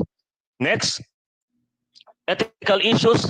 Ito yung sinasabi na ang respondent information and data should be treated as confidential. So dapat confidential po sila. Kaya nga po lahat ng survey questionnaire po natin ay ano po in terms of optional lang po. So plan for data analysis, research instrument, ito po, ang research instrument po natin pwedeng dalawa. Pwedeng ito po ay manggagaling sa isang validated na agad or meron na pong na-post ito sa online. So pwede na pong i-adapt. On the other hand naman, kung wala pa pong ganong research survey questionnaire, we can have researcher survey made questionnaire. Pero po kailangan po ito ng validation ng panel or the specialized person for that. So ito ang ating instrument. So research treatment and statistical tool, ito po ay also involve the carrying out of study include planning, designing, collecting data, analyzing, drawing meaningful interpretation, and report of the research findings. Dito rin po papasok kung paano natin iti-treat ang data through statistical tools or qualitative ba or qualitative. So dapat po connected doon siya sa first. Dapat tama ang identification po natin kung ito po ay quantitative or qualitative. At wag din po tayong masyadong manguna na kapag makita natin ay qualitative na to po ito agad or quantitative. No po, we need to read review of related literature or to find some review of related literature na connected doon po. So naturuan ko na rin po kayo kung paano po siya ma-identify. Next. This is the timetable or the Gantt chart. So in-include po ito ng action research team ng Division of Palawan. So as you can see, yan po ang sample ng aking Gantt chart na pinasa po sa research noon. So we have pre-implementation, implementation, and post-implementation. Madali lang po siyang gawin. So just only darker or highlight the table of the numbers so that kung saan na po kayo parating. Next, we have cost estimate. Cost estimation or estimate. So ang rinig ko po sa division, we only given 50,000. maximum budget. So we have pre-planning stage. Ilista niyo po lahat ng kailangan nyong gawin dyan. So importante dito, lalo na sa Palawan, so we can have, actually ito po ay 250,000, sobra-sobra na nga po eh. Pero na-approve pa rin. So yun nga, pre-planning stage, mahal kasi po mag-develop ng work immersion manual at saka ito po ay composed of division research po, ito ang cost estimate ko po. Pero if you are inside the classroom, siguro po tayo naman pong mag-conduct noon. So kayang-kaya naman po natin itong i-shoulder. Kung ito po ay classroom-based lamang. So wag naman po natin i-push ang sarili natin. Actually, we can produce our action research as our own inside the classroom. So sana po from this kind of topic, sana po mabigyan kayo ng time, ng ideas to conduct how to conduct action research. Next, results and discussion conclusion. So research result simply states the findings without bias or interpretation and arranged in a logical sequence. So as I said to my students in research, the result should be in accordance with the research problem. So dapat nasasagot niya na agad yung research problem mo. For example, sa research result, ang research problem number 1 is is there a needs for learning materials? So sa research result mo, dapat sasagutin mo directly, wala nang paligid-ligoy. There is a need of learning based from the findings. There is a need of learning materials on the learning areas such as science, math, and English. So simply, no more talks, just answer the question from the research problem. Next, discussion. So interpret and describe the significance of your findings. Explain any new understanding of the fresh insight.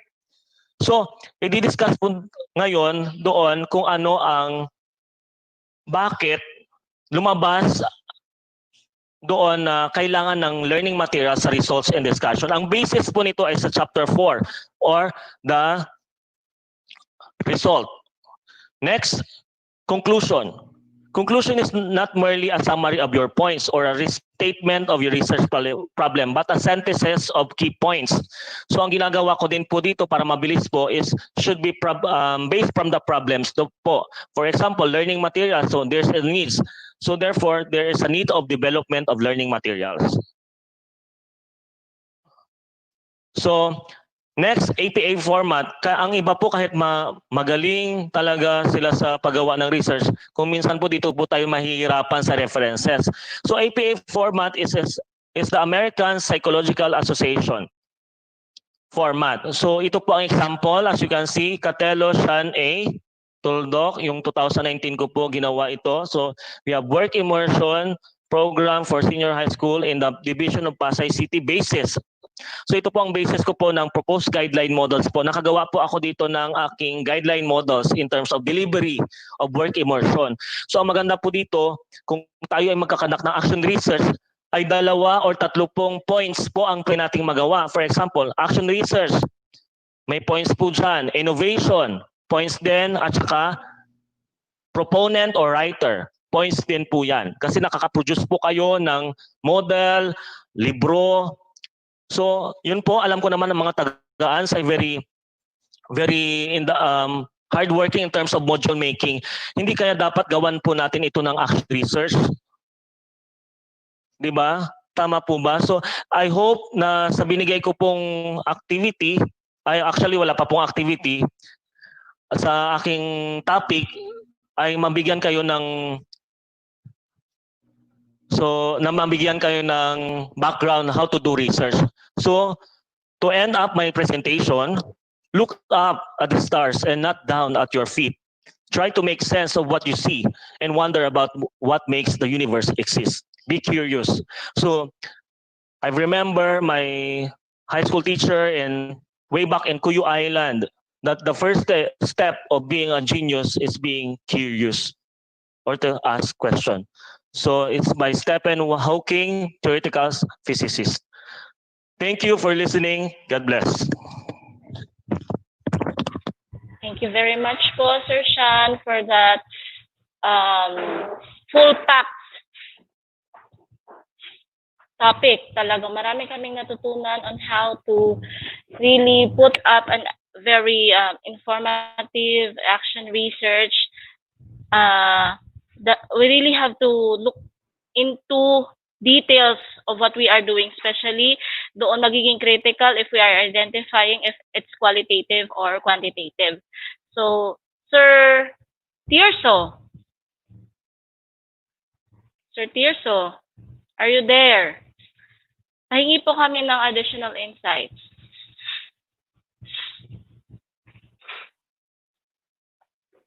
Yes, Ma'am Ouch. Narinig ako?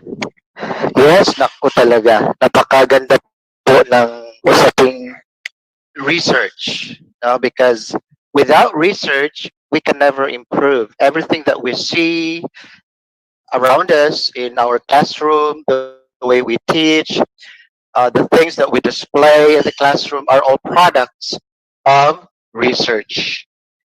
Kaya naintindihan ko yung part ni Sir Sean, it's really a challenge to discuss about research. Di ba, Ma'am Och? Yes po. It's really helpful to us, especially teachers, kasi we really have to innovate, study, diba? That's right. Dig in on information so that we would be able to give the most trendy, the most essential when it comes to teaching and learning. Yeah. That's right. And I think we have in Aborlan National High School to conduct action research. Now, if everybody of us does that, wow, talagang we will really improve as an institution, a learning institution. Diba, Ma'am Och? Yes, sir. And in addition to that, sir, syempre, we are also including research in our curriculum. So katulad yan, even in junior high school, in my grade 10 students, we Yeah. are actually doing a basic research just like from the previous school year. Parang sa pagkakatanda ko, meron kaming subject, kami ni Ma'am Verna, we let students do their own simple research. Yeah. Social research lang naman, sir. Pero, you know, when they know the basic, they would be able to follow the whole thing. And by that, pwede mong sabihin na they would be globally competitive sa mga susunod. Kasi research is really important, di ba? That's right. That's right. So basics are really important. So it is encouraged that every teacher should at least be knowledgeable about the basics, because if we know the basics, then we can do a lot of research kinds, just one. Okay, Sir Tia, Yeah. so Yeah. pwede mo ba kami bigyan ng part lang ng research that you have conducted during your PhD? Yeah. Oh, it's really a challenge. Lalong-lalo na po kasi I am a social worker, and so noong nag-isip ako ng topic, medyo nung una lang ng social work. So during my title defense, sabi ng panel, you are with the department, I am with the Department of Education. Therefore, my topic should at least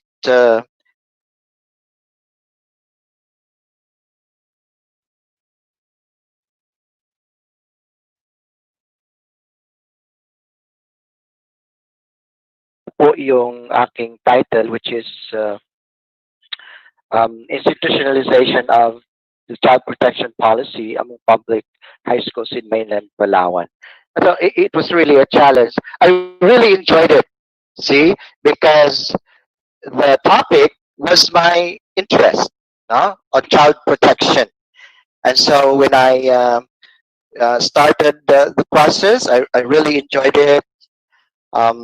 Though I spent much, but I really enjoyed it, and I do believe that the product of my study would help the Department of education so much.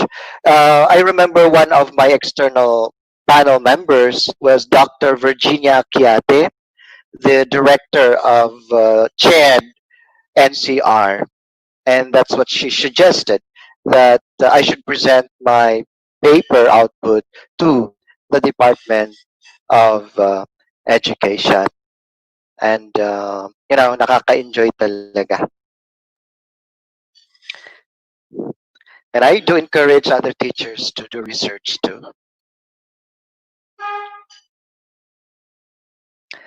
Yeah. Oh yeah, Ma'am Oj, come on. Hindi tayo speaker ngayon. We have the next speaker, please. Okay, so I would like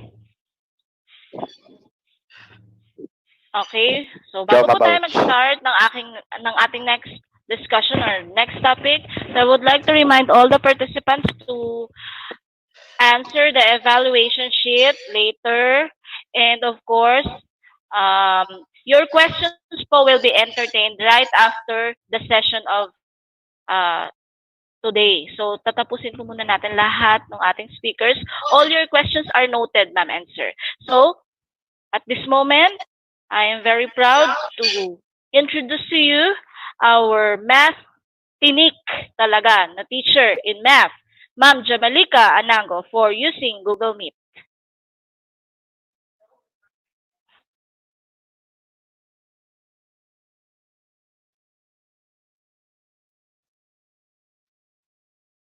Yes po, go ahead, ma'am.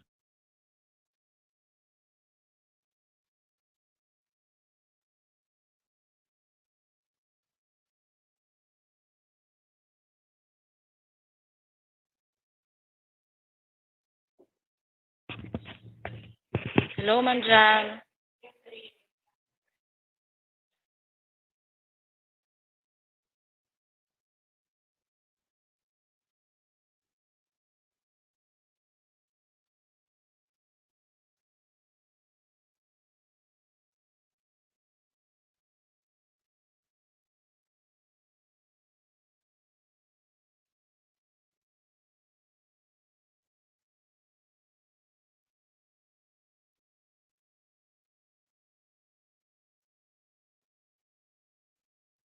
Hello, ma'am, hindi po masyadong clear ang inyong voice. So, pa-check po ng ating microphones, pa-check po ng connection po ng ating headphones.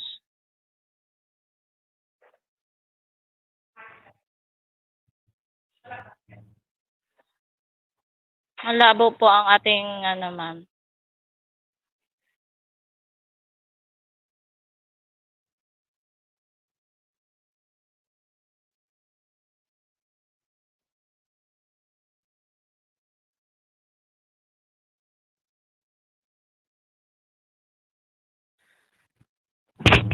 So, continue po tayo. So, I would like first to acknowledge our very own principal, Madam Tony Lindian, for being with us in this part of, or in this journey towards the school's capability building. And of course, we would like to thank our technical working group, especially the organizers headed by Sir Catelo, and the technical working group headed by Ma'am Anango, Sir Charles, Sir Dennis. So thank you very much for your brains. We are very much okay, medyo hindi po tayo clear. Hello po, narinig po ako? Wala po. Hello? Naririnig na rin ba ako? Okay, so ayan, ayos na ang aking mic. So I think, okay, pwede na ako mag-start. Ayan, nawala na ako sa aking opening spiel.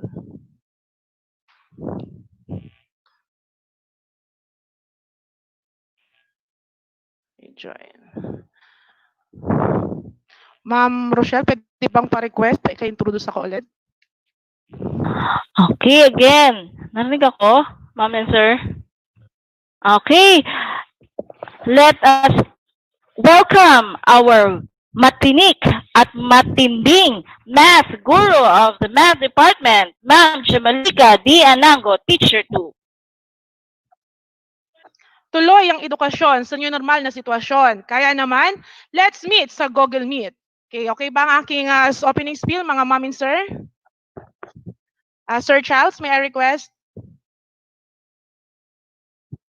Okay, very good. A blessed morning to all of us. Let's thank and praise the Lord Almighty for giving us a new day. Another wonderful opportunity as it brings hope to everybody.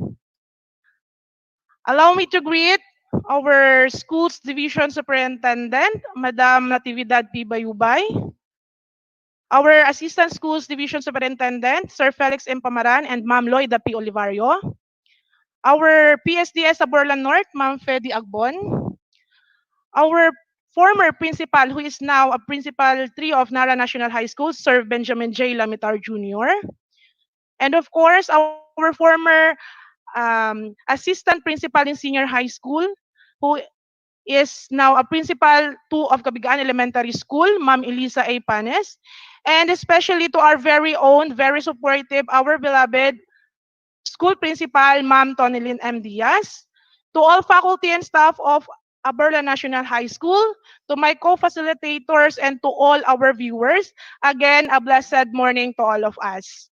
I know that you know that in this time of pandemic, failure to comply to the IATF rules may cost us violation of the law.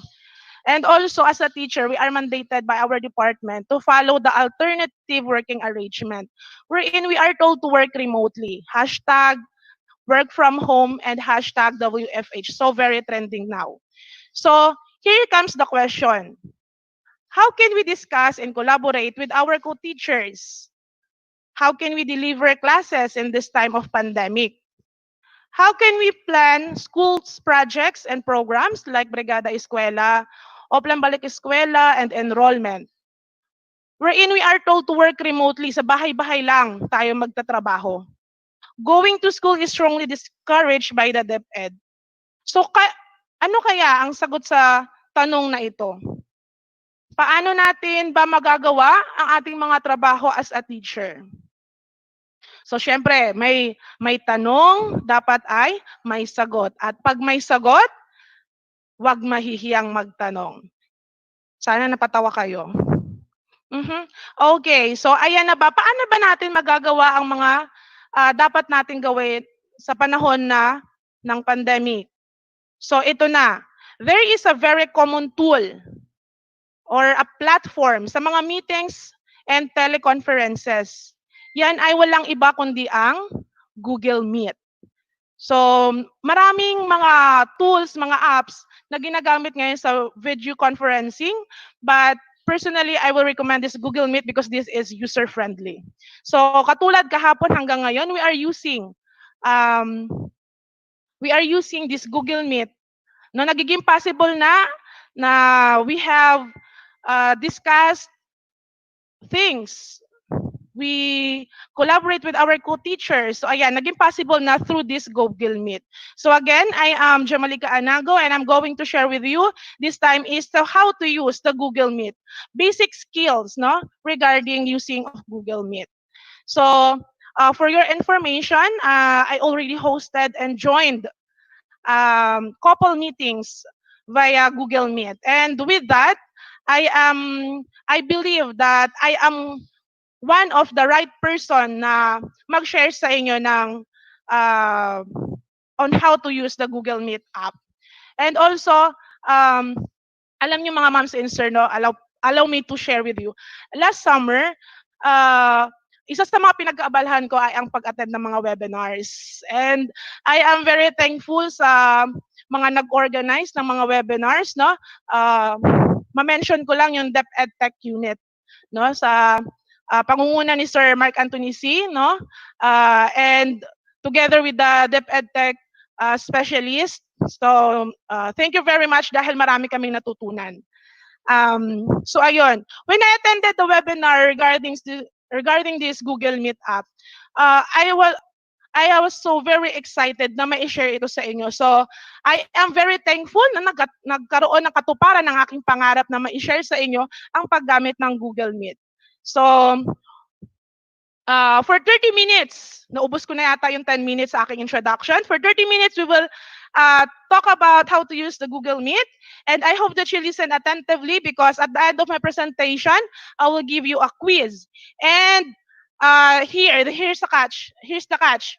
The first five respondents with perfect scores will receive one plant each. So yan ay sponsored by one of the anak ng ating mga kasama. Okay, thank you Miss Kim Ambay no sa ating giveaways para sa ating first five respondents with perfect score. So ayan mga plantitas, plantito, makinig mabuti ano. So para mapanalunan ninyo ang isa sa mga ating plants. So yes. So let's move on. So this is our objectives for our topic for this morning. I hope that after the session, you will be able to create, schedule, and join online meeting through Google Meet. So these are the basic, no? 30 minutes lang ito, kaya yung basic lang yung ituturo ko sa inyo. Okay, and of course, number 2, for the future, sana you will be able to hold online classes through Google Meet. No, in collaboration one with other Google apps like Google Classroom na madidiscuss din sa atin in the future days. Okay, so kanina no nagkaroon tayo ng survey, nagpasagot ako sa inyo. So base sa ating chart, ang respondents natin is below 20. So ito yung mga tanong ko. How well can you do so? Number 1 skill is I can create a meeting through laptop. So ayan, marami ang nagsagot ng no. So sana pagkatapos nito na matutunan ninyo paano mag-create ng meeting through laptop. I can create a meeting through cellphone. Ayan. So medyo mas marami kanina doon sa using laptop. I can join a meeting through laptop. Ayun. So marami pa rin ang nagsabi ng no. How about joining the meeting through cellphone? Ayan, kung makikita nyo, napakataas, ano? So because mas madali nga sumali sa isang meeting through Google App through cellphone. Ayan. So, and then ang next natin, I can host a meeting. So, ayan, marami rin na nagsabi ng no. And then, ang ating last skill is I can hold online classes through Google Meet. So, ayan, medyo pantay yung ating yes or no. So, I hope lahat na mamaya, no, lahat na maging yes yung inyong maging sagot kapag nagpasagot ako ulit mamaya ng ating survey. So we are being guided with these questions. Guide questions. Number 1, what is Google's suite for education? What is Google Meet? What are the main features of Google Meet? How to create or schedule a meeting? And how to join in a meeting. Sir Charles, are you there? Okay, baka may mga makalimutan ako. Or may mga gusto kang i-add sa mga sinasabi ko, ano? So, you are welcome. Okay, thank you. So, first is, what is a Google Suite for Education? So, bigyan ko lang kayo ng overview, ano itong Google Suite, although hindi ito ang aking topic. Kasi for the coming next 3 days pa ng ating seminar, no? Ang mga i-discuss natin is mga tools ng Google Suite for Education. So dati ang tawag dito ay Google Apps. But nag-rebrand ang Google. So ngayon ito ay naging Google Suite for Education. I think nag-echo. Excuse lang muna.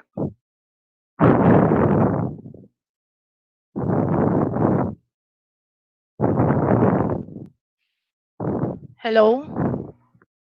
Okay na? Okay. So Google Suite for Education is a suite of cloud computing, productivity, and collaboration tools, software and products developed by Google.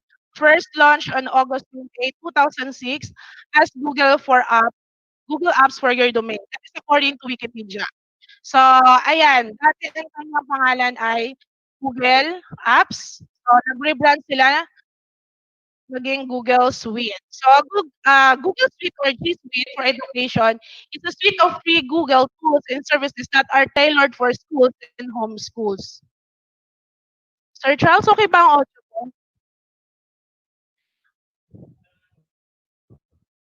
Okay, thank you. So ito ang Google Suite ay sa madaling salita ito ay mga apps, no, na magagamit natin sa ating pagtuturo. Okay, so for your information, meron din tayong tinatawag na Google Suite for Business. No? So these are the apps for under the Google Suite for Education. So these are Gmail, ayan, Google Slides, Google Sheets, Google Calendar, Google Drive. Alam ko ito ay ginagamit natin, no? Kasi lagi tayong nag-share ng mga files natin. So Google Forms, Google Docs, and Google Hangouts.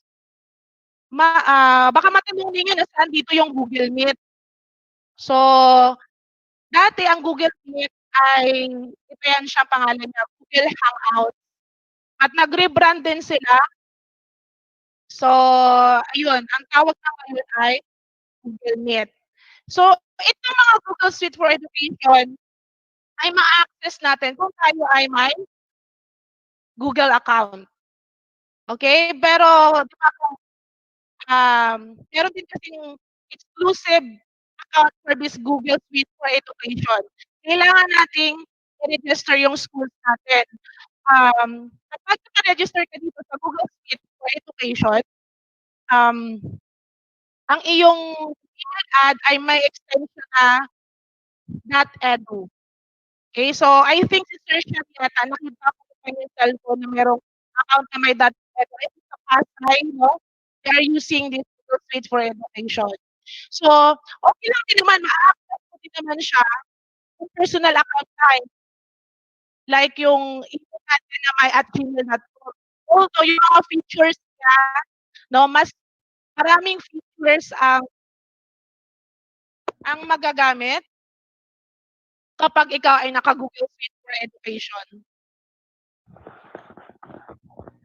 Sir Charles?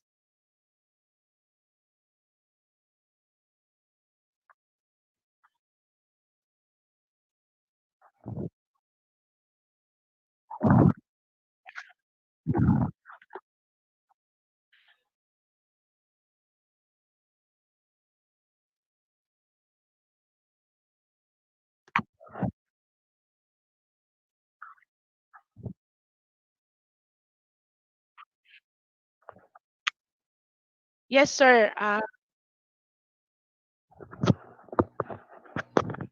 Sir Charles, naririnig mo ako? Okay. So, yes, tama yung mga sinabi mo, ano? So, it is like a Microsoft Office suite.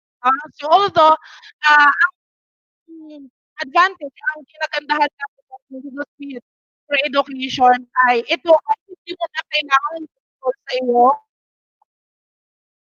laptop. Unlike ng Microsoft Office, kailangan siya i-install. Ito ay with web. Okay.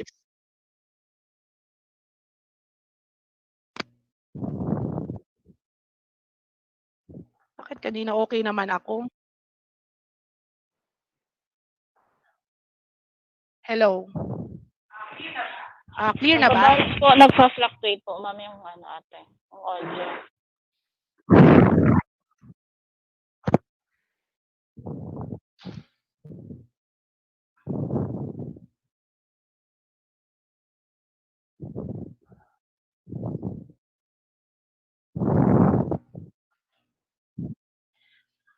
How about this? Ayan, ma'am.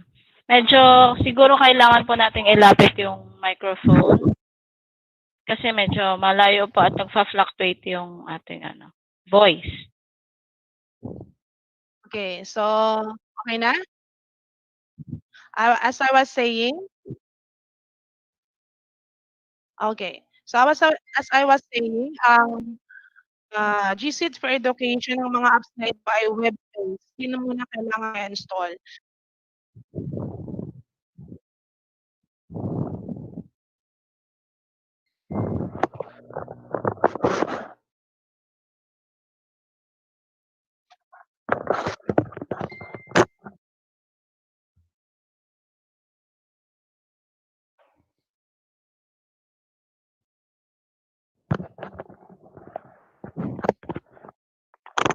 Hello. Ayan. May ko pa rin. May konting echo po kasi ma'am dyan. May echo po. Siguro may mga naka-mic on po siguro. Pa-mute na lang po ng ating mga ibang microphone.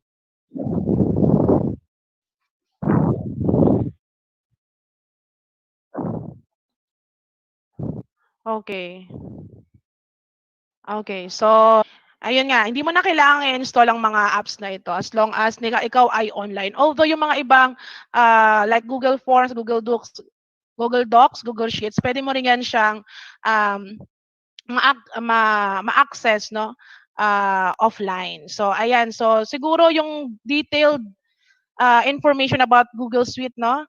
So, baka magkaroon tayo ng mga susunod pa. So, yan ang ating suggest na mga topics. So, overview lang yung mga sinabi ko.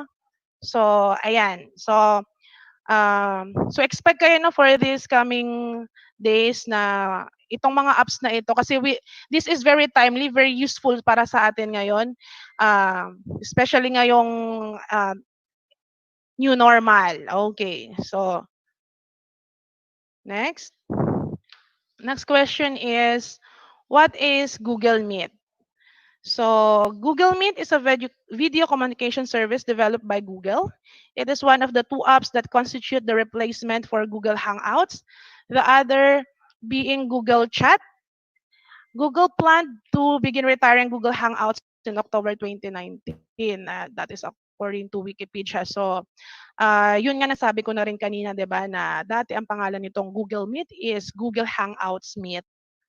So, ngayon siya ay tinatawag na-rebrand na siya as Google Meet. So, ito ay nangyari bandang 2016, no? So, 2017 naging Google Meet na siya.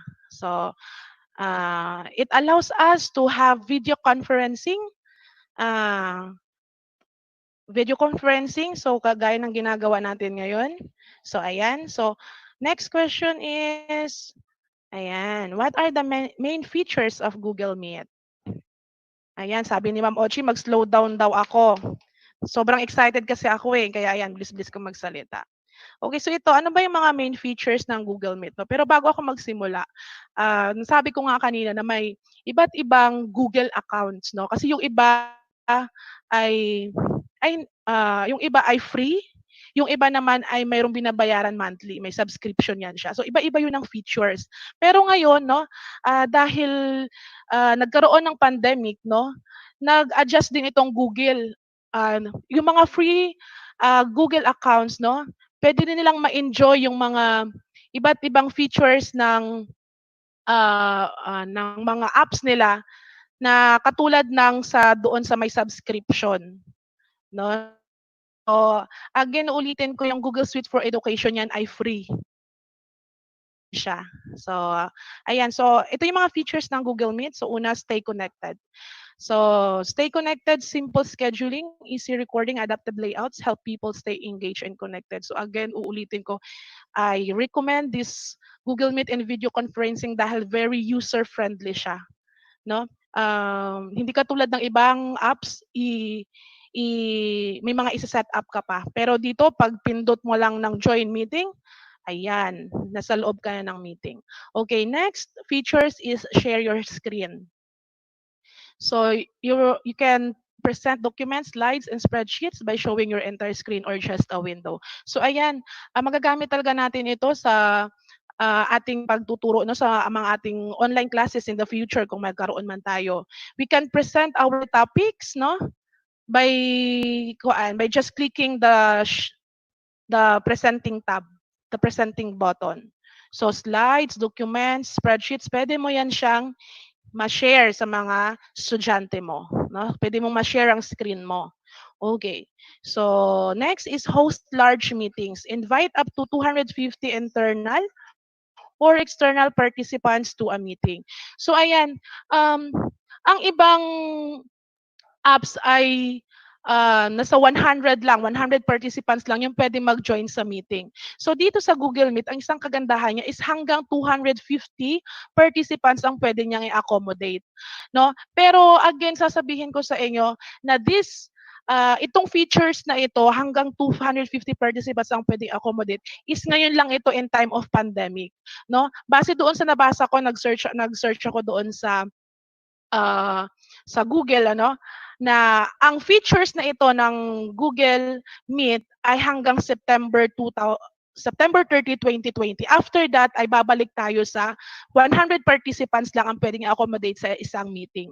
And also yung length ng meeting, no? Dati kasi hanggang 60 minutes lang ang itatagal ang duration ng isang meeting. Pero ngayon, we can stay as long as 24 hours.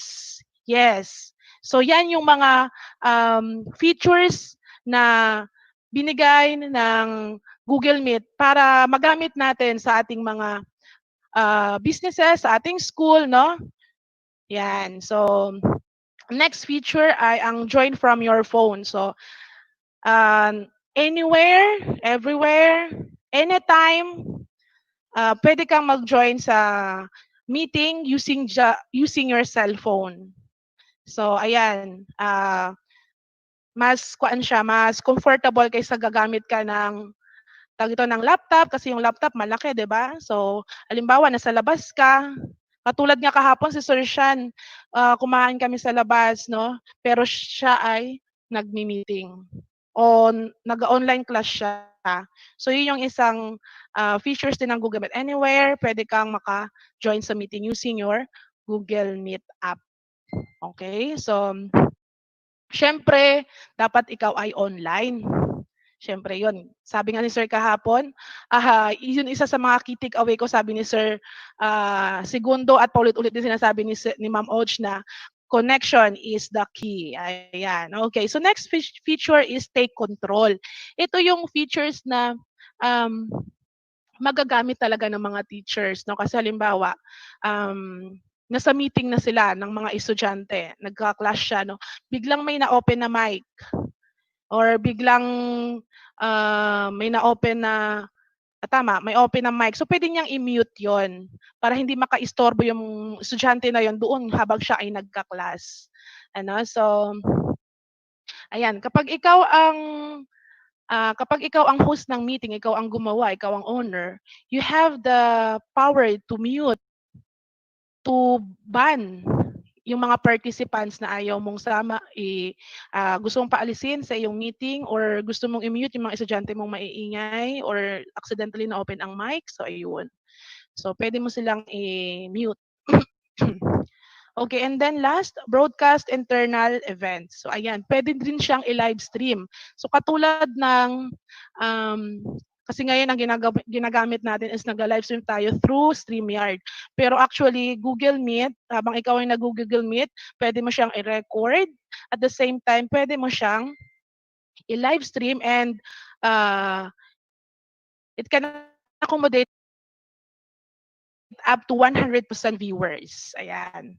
So, ayan yung mga features ng ating Google Meet. So now, next question tayo. Number 4, how to create or schedule a meeting. So ito na yung basic skills natin. Basic skill ituturo ko sa inyo sa paggamit ng Google Meet app. Okay, so unahin natin how to create and schedule and join a meeting. So una through PC or laptop. So sana may mga laptop kayo dyan sa tabi ninyo, no, para masasabayan nyo ako. And then also, ang sunod ay using smartphone or Android phone. Okay, so syempre, para maka-access ka dito sa Google Meet, dapat ikaw ay may Google account. Dapat ikaw ay may connection. Okay, so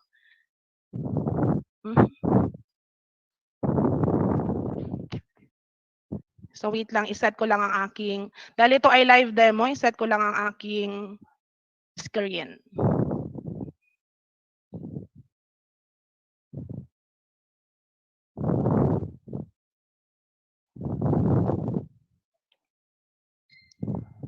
tab. Okay. Calendar. So mayroon tayong tatlong paraan para nakikita na ba ang screen ko, Sir Charles? Calendar? Okay.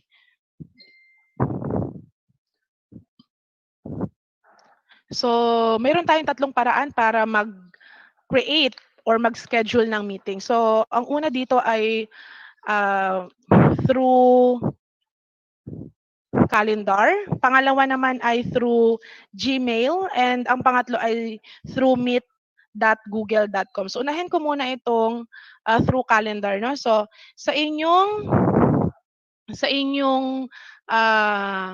laptop, no? So, ito yung account ko. So, dito nyo matatagpuan. Okay lang ba yung screen ko, Sir Charles? Okay. So, dito sa button na ito, pindutin nyo lang yan. So, makikita nyo dito ang calendar. So, pipindutin nyo yung calendar, it will prompt you to this screen. So, ayan na yung calendar natin. So, next ay, we will create. No? Kasi mag-schedule tayo ng meeting eh. So, ayan, pag pinindot mo yung create, ito ang lalabas. Okay ba yung screen, Sir Charles? Okay? Hindi naman maliit masyado. Hindi ko rin alam to paano palakihin, actually. Okay, so add title, halimbawa, meeting with grade 10. Love, kunwari lang. Love. Okay, so set mo ang date. So halimbawa ay sa July 9.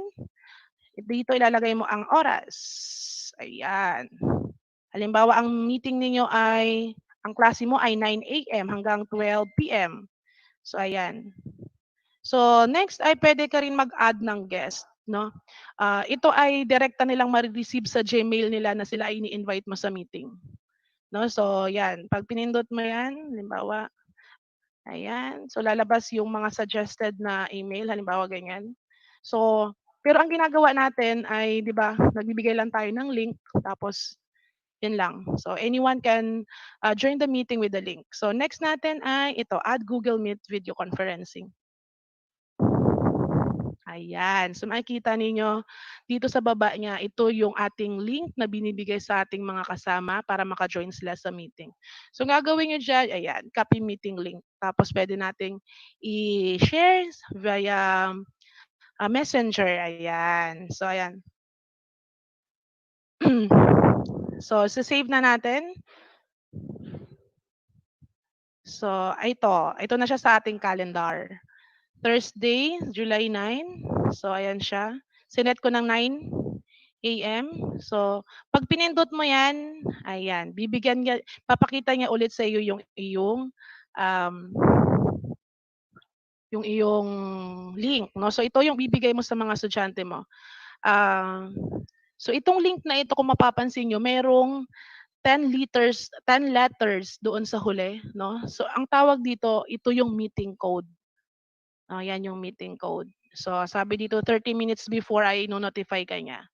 So, halimbawa ay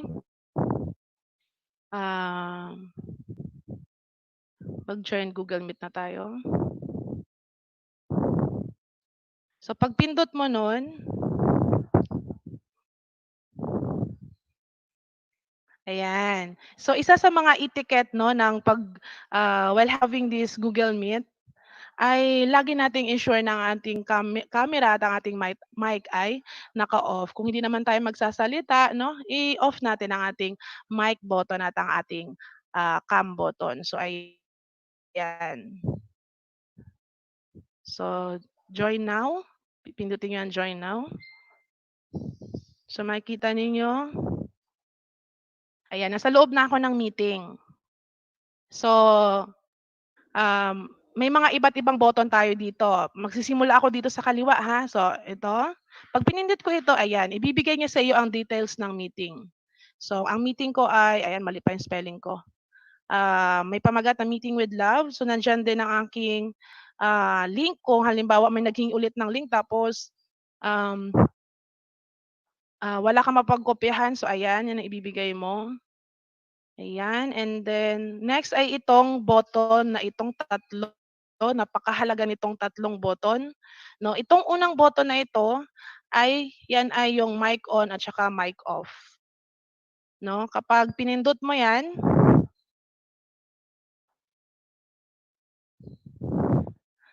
hello, Sir Charles, okay ba ang screen ko? Okay ang screen ko. Ano ang nakikita mo dyan, Sir Charles?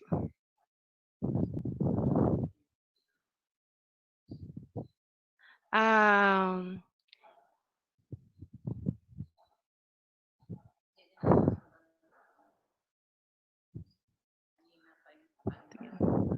uh, hello, yes. Ano nakikita niyo sa screen?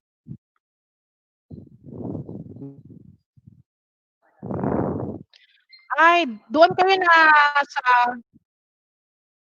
na-stop sa calendar?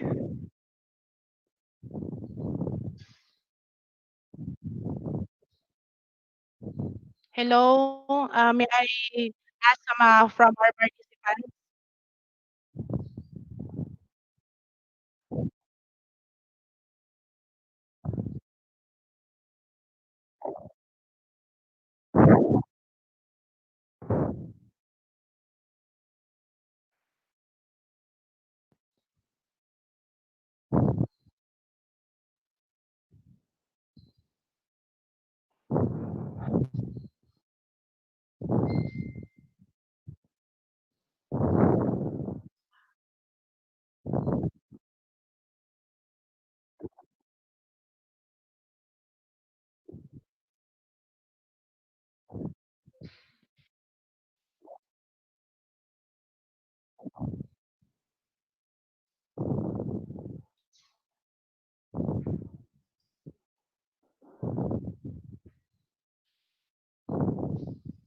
Sir Charles, how about this one?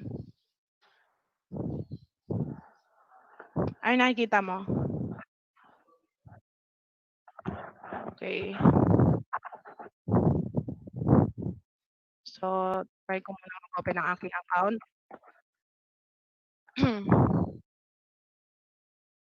Okay, so ito talaga ang mga consequences ng live demo. Oh no.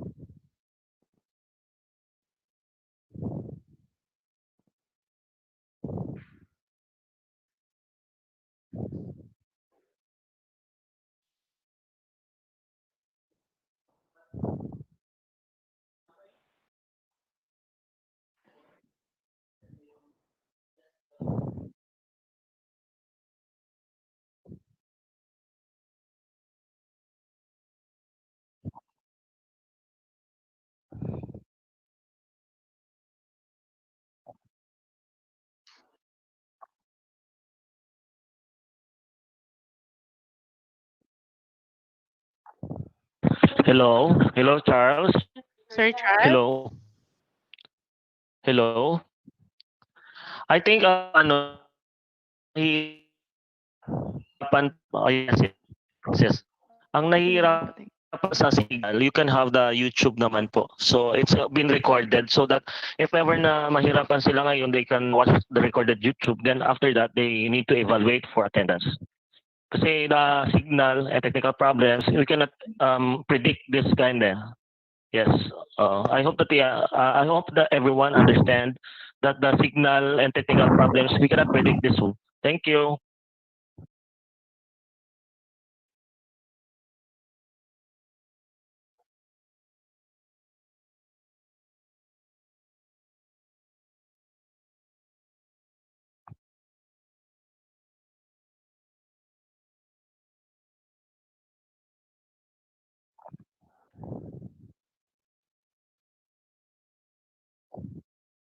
Okay. Thank you, Sir Charles, for assisting me. Sir Charles, naririnig ako? Okay, so ano nakikita natin sa screen?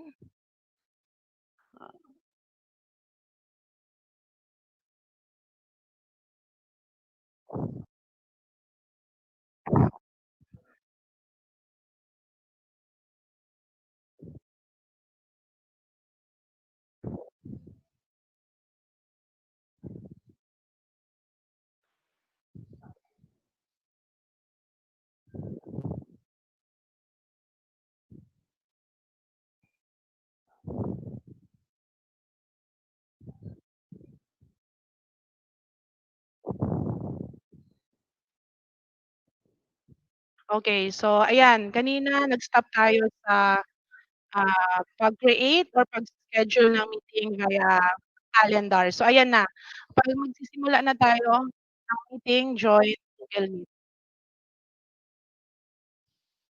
Ayan, so pipindutin ko lang, sana ay success na ito.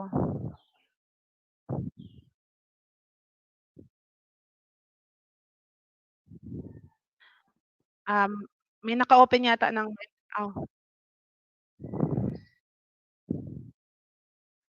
So ku-close lang ako ulit ng aking presentation 'no. Magse-share ako ulit ng Chrome tab, ayan. So pipili lang kayo kung anong tab ang inyong i-she-share. So ngayon ay nasaan na yun, Google Meet, ayan. Hello, so ayan. Ay, hello. Naku, nakaayos. Ayan, so ayan, diyan kayo mapupunta sa screen na ito. So again, sabi ko nga sa iyo, isa sa mga etiquette ng ating paggamit ng Google Meet is lagi natin 'tong i-off at lagi rin natin 'tong i-off. So ayan, join now, pipindutin natin 'tong join now. Ayan. So ito na yung lalabas sa inyong laptop. So meron tayong iba't ibang button. So dito sa kaliwa, nandito ang ating details ng ating meeting. So ayan. Nandito sa ilalim yung Meet, meeting code. So ayan yung ibigay mo sa mga estudyante mo o sa mga colleagues mo kung sino ang gusto mong mag-attend sa ating meeting. Okay, and then next, itong button na ito, itong tatlo. Itong tatlong button na ito, napakahalaga. This one is for the mic on and off. Kapag naka-red siya, ay yan ay naka-off. So i-on ko lang. Ayan. I-off ko. Kapag ito naman ay for leave call. Kung halimbawa tapos na yung meeting, you will click this one. And then itong camera on and off, itong button ng camera. So kapag pinindot ko yan, nakaputi siya. Hello. Ayan. So dapat natin i-off yan kung hindi tayo magsasalita. Okay, and also one of the features ng ating Google Meet ay itong turn on captions. So magkakaroon dito ng parang subtitle kung ano yung mga sinasabi mo. Dito, ayan, halimbawa, yan. So nakita ninyo meron siyang caption. So yan yung ating isang features ng Google Meet. Real time yan siya. Okay, and also dito sa bandang pinakakanan is yung present now. So if you want to present your screen, if you want to share your screen with your student, ayan, ito ang pipindutin mo itong present now. So pwede kang pumili dyan if you want to share your entire screen, your just a window, or the Chrome tab.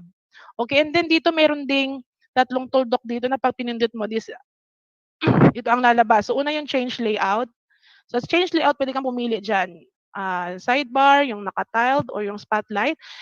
Take note na kung ano ang pinili mong slide dito is not necessary, hindi yun yung hindi din ganun yung labas doon sa mga kasama mo. Mayroon din silang kalayaan na magpili kung anong layout ang gusto nila. yung pinili mo ng layout, yan lang yung iyong layout at hindi yan yung magiging layout ng iyong buong klase o ng mga kasama mo. Ayan. So, sunod doon, ayan, pwede mong i-full screen. So, pag full screen mo yan at gusto mo mag-exit, just type escape. Okay, so meron din dyan yung turn on caption. So, dito sa settings, pag pinindot ko yan, ayan nang lalabas. So, audio, video, at saka general. So, dyan ka mag-adjust ng settings mo with regarding to your cam and audio. So, ayan. So, report a problem, report abuse, and then help. Okay, so dito, sa taas naman kanan, upper right. So, may makikita ko dyan mga tao-tao. So, that is, yan yung mga attendees mo. Makikita mo dyan yung mga pangalan dito banda. Yung mga pangalan ng mga attendees mo. So, if you want to send a chat or send a message, ayan, pipindutin mo lang yung chat button dito. So, ayan. So, pwede ka nang mag-chat. And take note, wala tayong private chat dito. Kung ano man ang i-chat mo, kung ano man ang itatype mo dito sa ating chat box, ay mababasa yan ng lahat ng attendees. So, ingat lang kayo sa mga sasabihin ninyo, ano, lalo na sa mga estudyante. I-remind nyo sila na yung mga mahalagang bagay lang ang mahalagang information lang ang kanilang i-chat. Okay, so that is creating or scheduling a meeting through laptop via calendar. So pag via Gmail naman ay ibibigay sa iyo yung link, no? So mag-open ka lang ng iyong Gmail. Wala tayong example dito. Mag-open ka lang ng Gmail and then halimbawa i-open mo lang siya and then i-click mo yung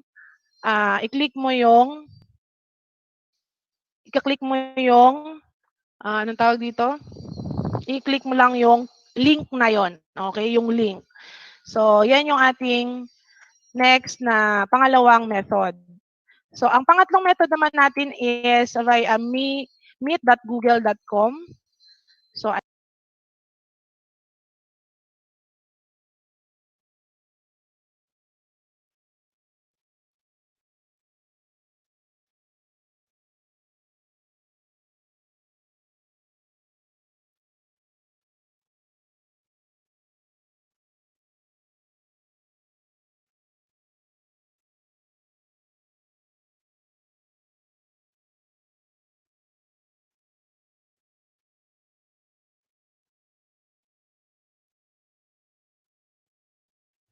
Okay, so may inaayos na naman po tayong technical issues.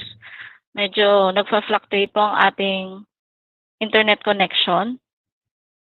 So, by the way, bago po tayo mag-continue, lahat po ng queries natin, pwede na po nating ilagay or i-type sa ating chat box. So, as you have observed, meron na pong iilan dito na mga i-entertain nating questions. So, lahat po ng queries ninyo regarding Google Meet, research, and the last topic about uploading files on Gmail will be entertained later. So, I would like to remind again everyone to kindly answer the evaluation sheet later this afternoon, or if you have time, agad-agad para po. That would serve as your attendance. Okay, so yung mga hindi po naka-answer pa kahapon, i-clarify po natin yan mamaya kay Sir Charles kung close na po ba yung ating evaluation form for yesterday's session. So mamaya po malalaman natin yan. Okay, so andyan na po si Ma'am Jam. Okay na ba, Ma'am Jam? Are you ready?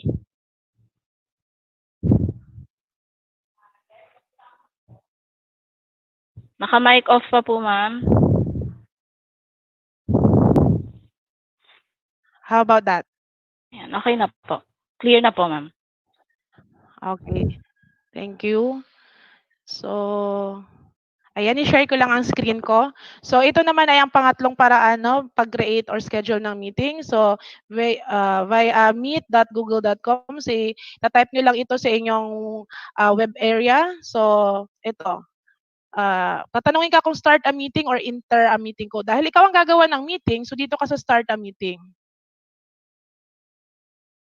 So, pag pinindot mo yan, ayan. So, again, dyan ka niya ilalabas. So, join now. Ayan, pipindutin mo lang yung join now. So, ayan yung iyong, again, yan iyong meeting code na i-share mo sa mga estudyante mo or sa mga co-workers mo na yung magiging participants ng iyong meeting. So, ayan yung tatlong paraan ng pag-create at pag-schedule ng meeting. So, sana kahit napaputol-putol yung aking presentation, sana ay nakuha ninyo kung paano mag-create at mag-schedule ng meeting. So, ang sunod naman ay paano create or paano mag-create or mag-schedule ng meeting via cellphone. Okay. So, ayusin ko lang ulit yung screen ko. Where's my cellphone?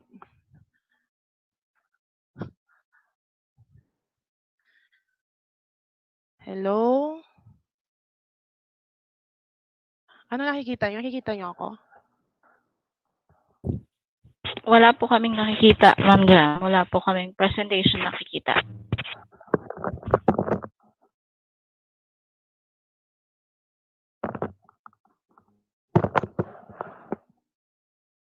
Okay, wait lang.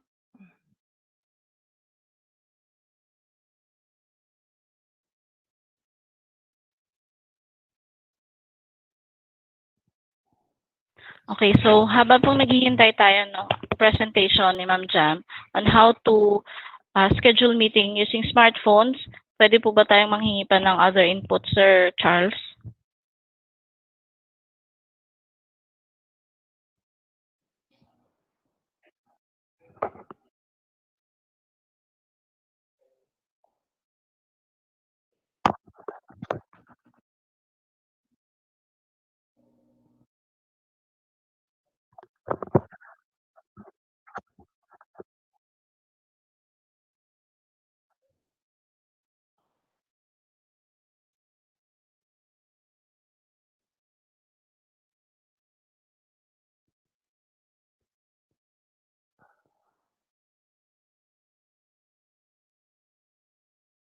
Okay, thank you po. Hello? Yes, Ma'am Ayan, Jam. so magpo-present na ako. Yes, magpo-present na ako ng aking window. Eto. Share. Ayan. So, nakikita nyo na ba ang aking presentation?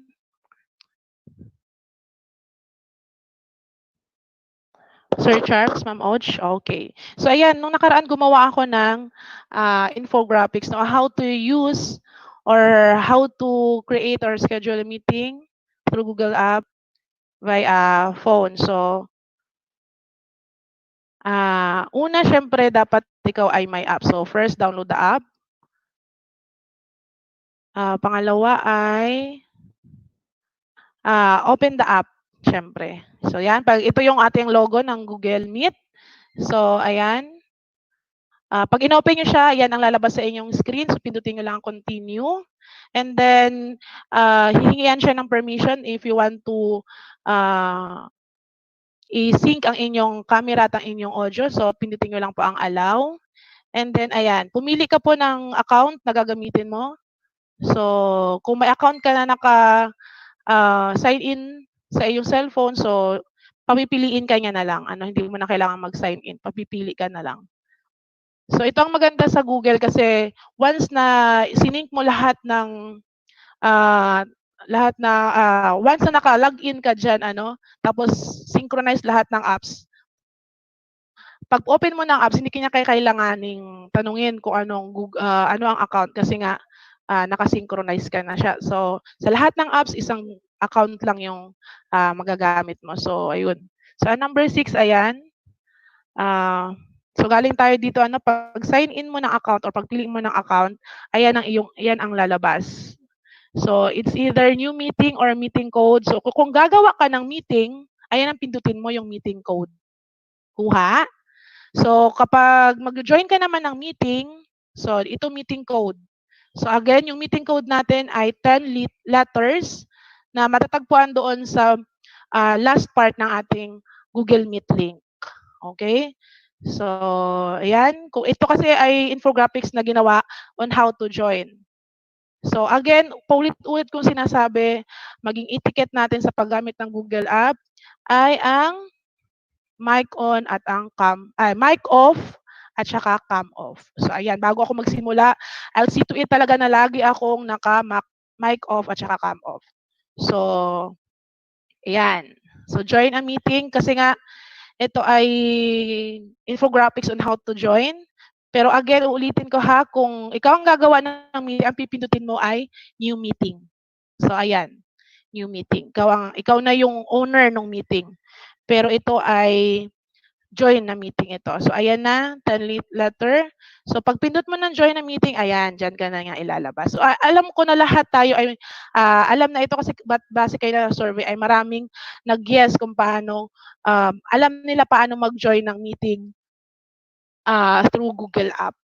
So ayan. So sa tingin ko tapos na ang aking presentation. So tapos na ako sa question number 5 on how to join in a meeting. So sana despite na maraming tawag ito, glitches, issues kanina na nangyari sa aking presentation ay may natutunan kayo, no? May natutunan kayo. So again, sabi ko nga sa inyo kanina, we will have instead of output sa aking topic, I will give a quiz. So ito yung link. So pwede niyong picturean ang ating link. So one take only per participant ha. So results will generate automatically and you must obtain 70 points or higher. Pag nakakuha kayo ng 70%, parang binago ko yata to 60% or receive a certificate. Ayan. And of course, ito na yung pinakaabangan nating mga plantito. The first 5 participants with perfect scores will receive a very beautiful plant. So ayan, paunahan na kayo para may uwi nyo ang magagandang halaman galing sa bakuran ni Miss Ambay. Ayan. So with that, I hope very sorry. I really want to apologize sa mga nangyari kaninang distraction or whatever. Okay? So ayan. So with that,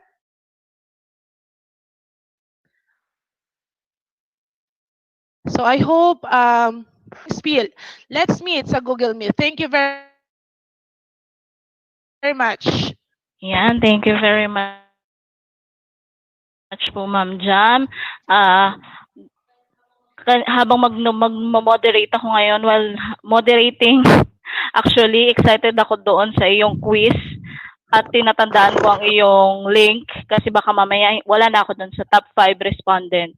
Pero nag-wish ako na sana hindi sila makaabot ng 70 para po ako ang isa sa makakuha ng succulent from Ma'am Ambay. Anyway, so we still, time check ay 11:42.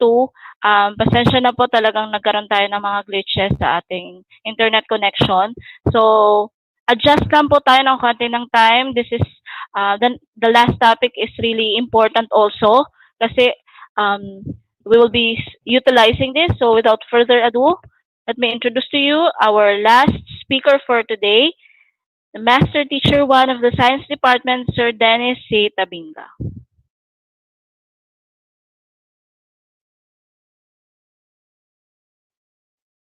Hello, Sir Dennis.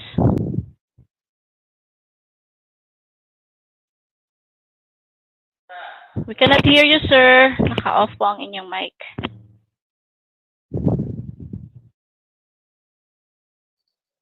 Good morning, good morning. Kumusta po, Aborlan National High School? Nandiyan pa ba kayo? O mukhang gutom na tayo lahat? Ma'am Rochelle, good morning. Salamat po sa introductions ninyo. Napagkaganda po ng ni Ma'am Jam, nung topic ni Ma'am Jam kanina kasi po, hi Sir Charles, nandito po si Sir Charles, si Ma'am Berna. Kumusta po kayo?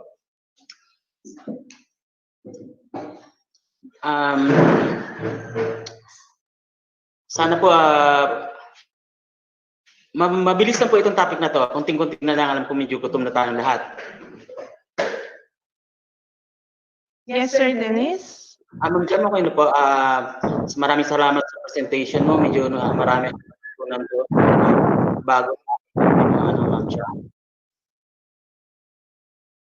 Yes, thank you, sir. Pasensya na at makuha ako ng iyong oras.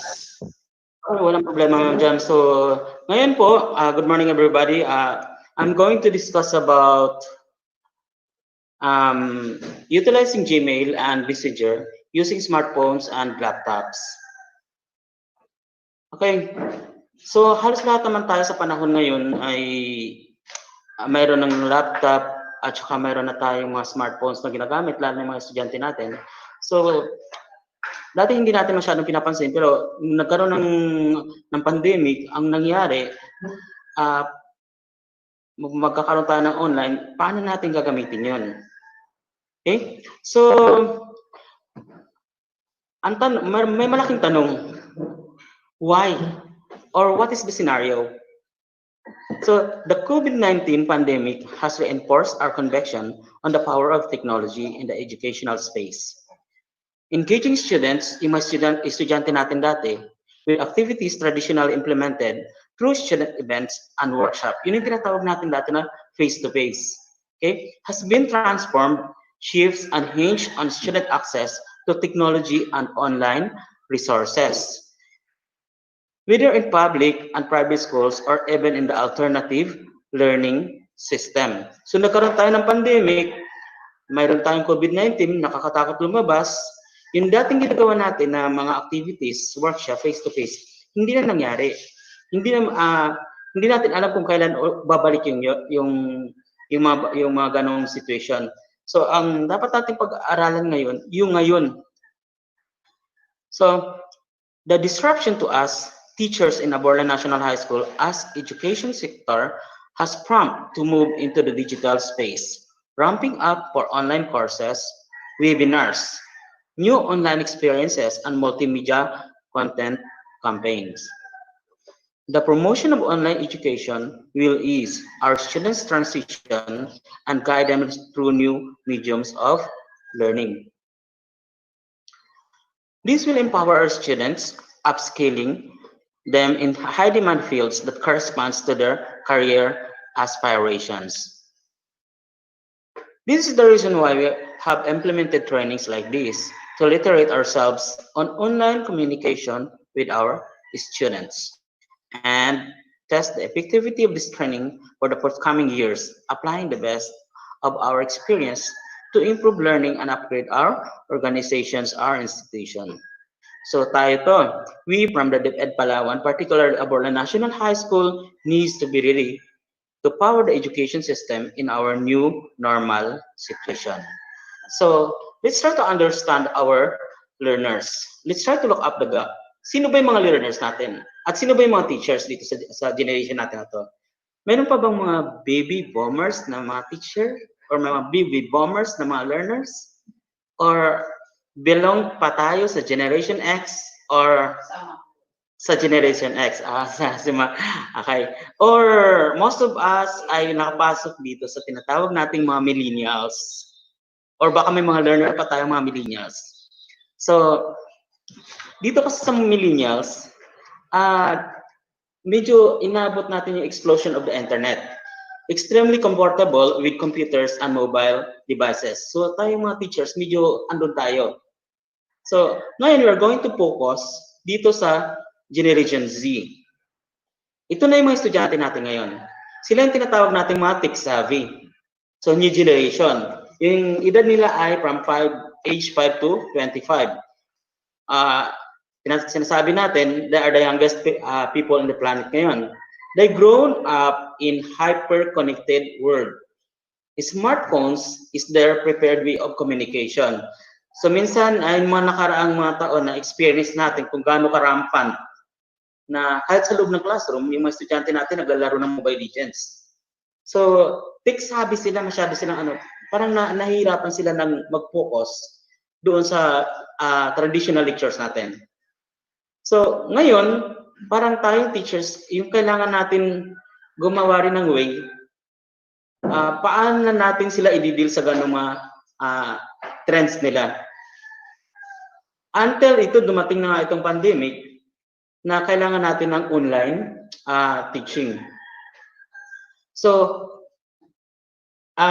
we're going to explore the broad characteristic of Generation Z along with the technology. To bridge the technology gap with previous generations and enhance the current teaching learning environment. Dito na tayo ngayon sa bago, ang tinatawag nating new normal, current teaching learning environment.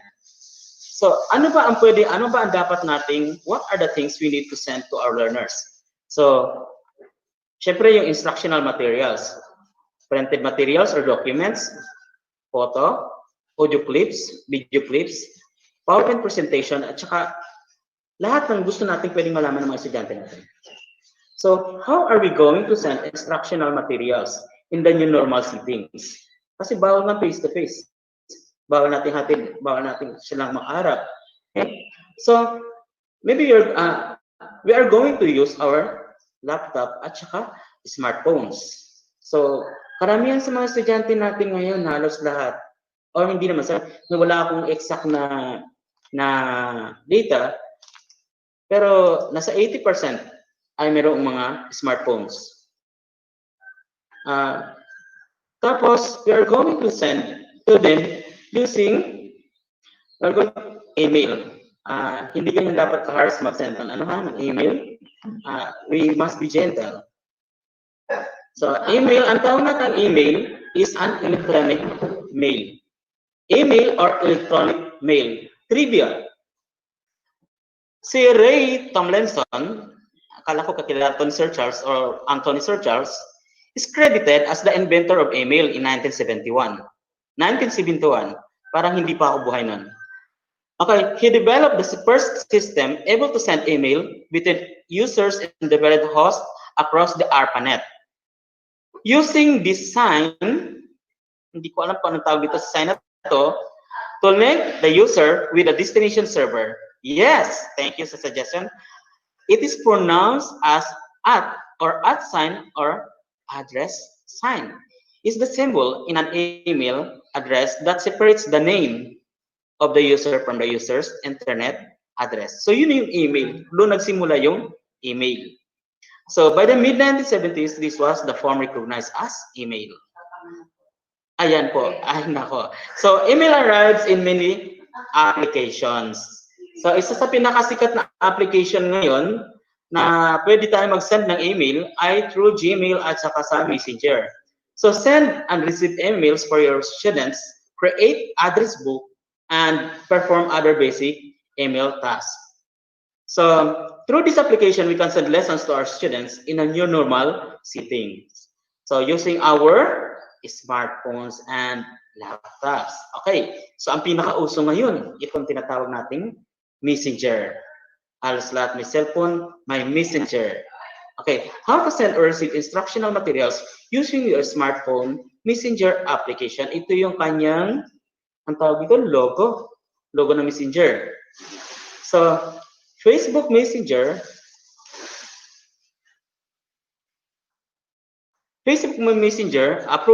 a free mobile messaging application used for instant messaging, sharing photos, videos, audio recording, and for group chats. The app, which is free to download, can be used to communicate with your learners on Facebook and with your phone contacts. So, what are the main functions of Messenger? So, instant messaging. Hey, Johnny, please read module number 2. Pwede mo siyang i-messenger lang. So, photo sharing. Sabi ni Teacher Thirsty, Chipay, what plants are these? Sisend niya lang doon sa Messenger. Okay. So, sa video sharing naman, sabi ni Teacher Bernie, Joyce, practice these dance steps for your practicum in MAPE. Okay? So, ganun lang. So, using your Messenger, using your cellphone, pwede ka na makapagpadala ng mga instructional materials sa mga estudyante mo. Okay. So, group chats, learners can chat with their Facebook friends. So, kung halimbawa nahihirapan sila, chat nila yung mga friends nila, ano ba itong tungkol sa module na ganito? So, context about the task given by host. Yung host, yung kagrupo nila. Oh, grupo tayo, ito yung assignment natin binigay ni ma'am. Ni host or ni teacher. Or, pag hindi naman kaya, si teacher, sa tinuro ni Ma'am Jam kanina, ability to record voices, live video chat. Ito yung pinakauso ngayon. So, sabi ni teacher, may I help you? Sabi ng mga estudyante niya, ma'am, mine. Saan ba to? Mine. Mine. Yun yung kanilang mga sagot. Yun yung mga suggestions. Yun yung mga violent reactions nila. Ay, ma'am pala, hindi pala mine. Iba yung mine. Okay. So can you send, example, can you send a folder, document, docx, Excel, PDF, or even a slides presentation on Messenger? So katulad dito yung mga folders ko na to, paano mo to? Kaya ba natin to i-send doon sa Messenger? Okay. So let's try. Ito yung cellphone ko. Yan. Mayroon akong application ng Messenger dito. Click ko yung application ko ng Messenger. Ngayon, pasok ako doon sa chat box. Pinasok ko yung isa kong estudyante, si Aborlan National High School. Click ko si Aborlan National High School. Lumabas si Aborlan National High School hanggang dumating ako dito sa baba mag-create ako ng item na send ko. Pero dito sa part na to. Pero pag lampas sa icons na yon, naghahanap ako. Pakitry nyo dyan sa cellphone ninyo, ha? Fellow teachers, subukan nyo ngayon. Click nyo yung app na Messenger, tapos punta kayo sa kasama ninyo, sa isang friend niyo, subukan ninyo mag-attach ng folder kung pwede mag-attach. Okay na? Napasok? Sige. So kung tapos na, it's kind of weird that Messenger app doesn't allow its user to share or find or to send files. Ang pwede lang natin i-send doon, photos at saka yung videos. Okay, so on the current design of Facebook Messenger app, it doesn't have the attach a file functionality, unlike on the web version of the Messenger.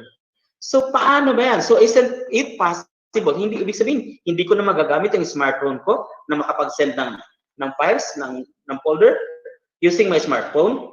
So ang sabi nga, let's try another way of killing this cat. Di ba? There's so many ways of killing a cat. Isang idiomatic expression yun. Alam ko ba? Mag-hi pa, pakicheck na lang po ako. So, doon pa rin sa smartphone po natin, use web version of your Messenger in your smartphone. Okay, hawak-hawak po natin ang smartphone natin, ano? Ulitin natin. Pasukin natin yung smartphone natin, yung user interface ng cellphone natin. Tapos, huwag kang gagamit ng icon ng Messenger. Huwag mong gagamitin yon. Smartphone po yung ginagamit natin, ha? Hawakan yung smartphone ninyo. Tapos, pasok tayo sa Google. Yon. Or any browser na ginagamit natin dyan. Then, pasok tayo ng Facebook. Yan. Login tayo. Pag napasok natin, punta tayo ng Hollywood. No. Hindi tayo pupunta ng Hollywood. So, pasok natin yung icon ng Messenger. Ayan. Pag napasok natin ng Messenger, puntahan po natin yung estudyante natin, si Aborlan NHS. Ngayon, pag na-click natin yan sa pinakadulo, magkakaroon doon sa may box na nang mayroon siyang browse. May browse. In that way, hanapin na natin yung mga document natin na pwedeng i-send. Katulad sa akin, work, enrollment, okay, individual, e-work, ganun, 3D printing. So, pwede na natin i-send doon sa Messenger. Using your smartphone, pwede ka na magamit. Basta huwag kang papasok doon sa icon ng Messenger. Papasok ka sa web user interface. Okay? So, sabi ni Senator Manny, now you know. Okay. So, ngayon naman, yung smartphone yung ginamit natin kanina, we're going to Gmail. Laptop naman gagamitin natin. So, Gmail is a free email service provided by Google. Ang galing talaga nito ni Google. Kanina pa, binabanggit ito ni Ma'am jams yung Google. May napanood nga ako, Google eh. Okay? In many ways, Gmail is like any other services. You can send, receive email, block spam, create an address book, and perform other basic email tasks.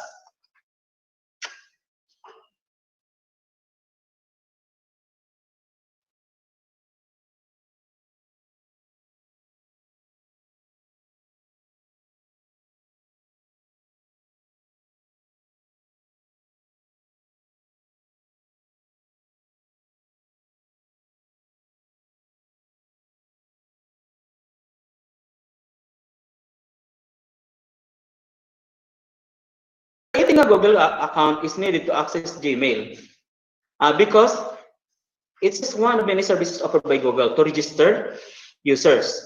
Sign up for a Google account is free and easy. Okay, diretso na natin.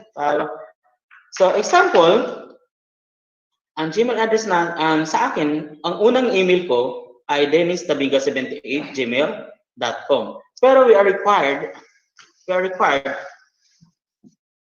dito sa sa DepEd natin, ito yung aking address, dennistabiga001@deped.gov.ph. Yung sa inyo, sa ulo niyo po ba? Sige raw. Paki-memorize niyo, paki-recall niyo nga po ano yung DepEd email niyo. Okay, very good. Yan yung email natin. So yan ang gagamitin natin dito. So, ngayon, log in your Gmail account. Papasok na tayo sa Gmail ha. Open your internet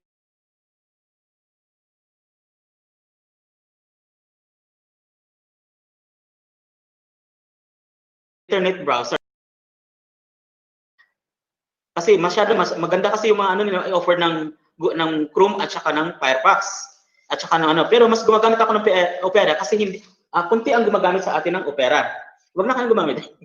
I'm using Opera kasi dahil kunti ang gumagamit. Okay. Ngayon, type Gmail doon sa browser mo, tapos enter. Lalabas yung interface ng Gmail. Ito na sa akin kasi naka-sign in na yung mga ibang accounts ko. Just type sign in, type your username at saka yung password. Ito importante ito. It is important to choose a strong password. In other words, one that is difficult for someone else to guess. Okay, so walang ko kontra. That is my password. It's hard to guess, di ba? It's hard to guess. Okay, so ito po yung ating Gmail interface. So, pag nag-email tayo, parang napakahalaga nito sa akin lahat. Last 2 years, grabe ang pag-aaral ko dito sa Gmail na to. Kasi kung hindi ito ng Gmail, hindi ako makakapunta ng London. Kasi dito sa London, kailangan mo mag-send ng, anong tawag doon? Para confirmation? Okay, ng confirmation. Okay. So, ito yung Gmail interface natin. Mas maganda sana, mga co-teachers, mas maganda sana kung nasa laptop tayo ngayon para mas malaki yung nakikita natin, mas malaki yung natin. So, ito yung Gmail drop-down menu natin. Drop-down menu. The Gmail drop-down menu allows you to navigate to your mail, contacts, and task list. If you ever lost, you can just click the Gmail option to go back to the default view. Diba? Nasusundan niyo? Okay. Ang left-hand menu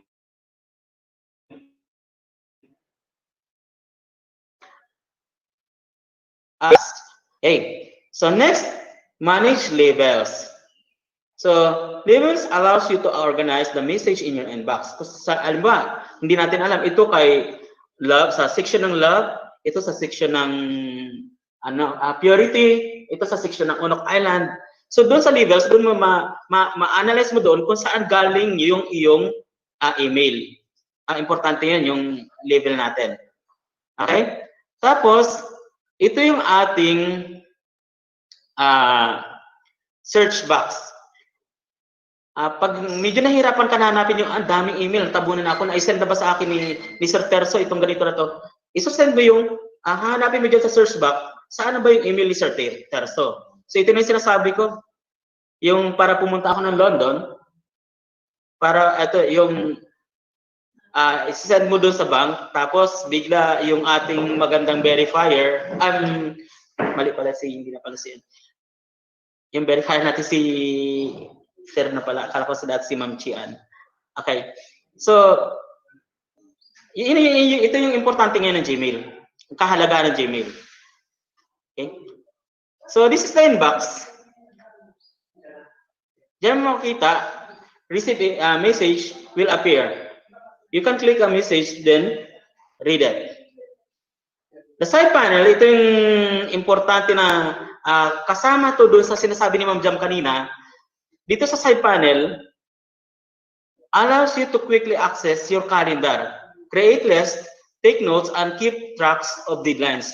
Uy, dito pala sa mayroon pala akong klase sa based dito sa calendar ko, mayroon pala akong klase sa ganitong oras. So dito mo to sa side panel, yun ang binabanggit ni Ma'am Jam kanina na may congruence yung itong Gmail at saka doon yung Google Meet. Okay, now how to compose and sending emails. Writing an email can be as simple as typing. Start sending email. You can use text formatting, attachment, signature. Okay, papaliwanag ko to ng isa-isa ha.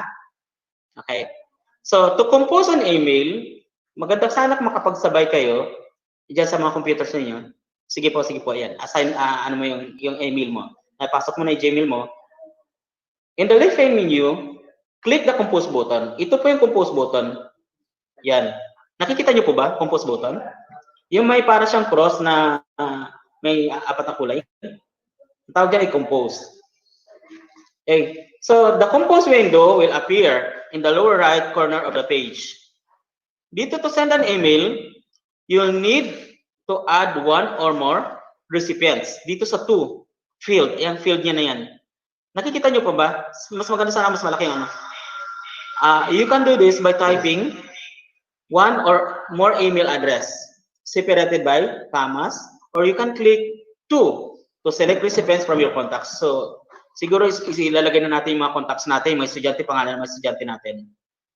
So recipients are the people you are sending the email to.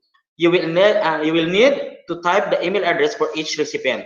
Most of the time, you'll add recipients to the to field. Mamaya papaliwanag ko yung carbon copy. Okay, type subject for the message. Ayan, new message. So the subject should say what the email is all about. Keep the subject brief, but give the recipients a reasonable idea of what is the message. Huy! Illustration pala to ni Sir Charles na galing na sinabit doon sa national level. Yun ilalagay mo sa subject mo. Okay? In the body field, type your message. Use formatting options to edit the body of your letter. So ayan, nag-submit ako ng aking report kay Ma'am Rosalyn Gabjano. Attach your with is the copy of the illustration for Module 1 ng Science 9. Okay? So mayroon dito yung attachment. Mamaya pala yung attachment. The body is the actual text of the email. Generally, we'll write this just like a normal letter with the greetings, wala akong greetings, one or more paragraphs, and closing with your name. So, cover copy at saka yung blind copy, this is used when you want to send an email to someone who is not the main recipient. Yung gusto lang nilang malaman, mga people, they help to keep these people in the loop while letting them know that I probably don't need the reply to your message. So BCC stands for blind carbon copy. Yun. Yung isa CC, carbon copy. Kahit noon yata sa mga memorandums noon, di ba, may mga CC carbon copy, tapos blind carbon copy. Okay. So hashtag, di ba? Hashtag nilagamit. Okay. Adding attachment. Ito medyo masalimuot ng konti. So, ito yung attachment. Doon sa natin, andyan yung attachment. Ito yung symbol ng attachment. Okay. An attachment is a file, like an image or a document that is sent along with the email message. Gmail allows you to include multiple attachments. click the attachment button to include an attachment with the email. Okay, for example, if you're submitting an illustration to your supervisor, you might send your illustration as an attachment, with the body of the email being the covered letter. So it is a good idea to include a message in the body of your email explaining what the attachment is. So especially if the recipient isn't expecting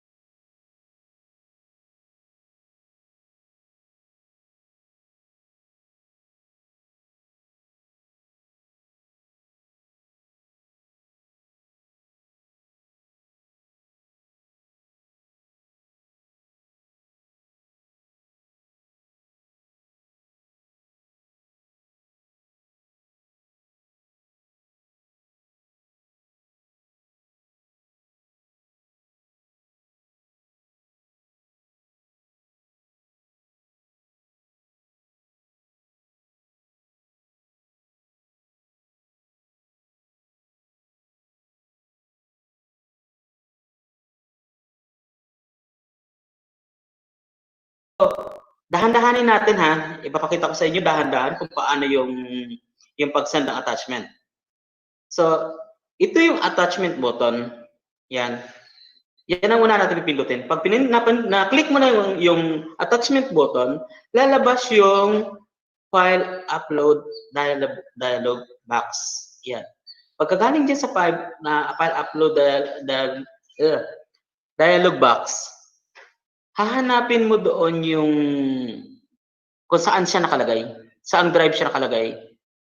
So halimbawa nasa local drive E siya, pag pinbut mo doon, hahanapin mo na naman kung saang folder siya nakapasok.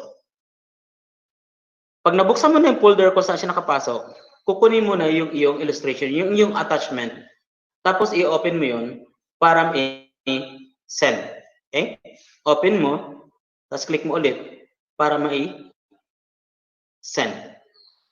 So the attachment will begin to upload. Most attachment will upload within a few seconds, but larger ones can take longer. So when you're ready to send your email, click. Pindutin niyo na po yung send. Ayan, lumipad ng ating email. Papunta na doon sa ating recipient's inbox. Okay. So paano natin malalaman kung nag-send na yung email? So to check whether your email has sent or not, go to the send icons under the compose menu. Titingnan mo doon. Click mo yung send icons, tapos ayun, andun na siya, na-send na siya, yung ating files.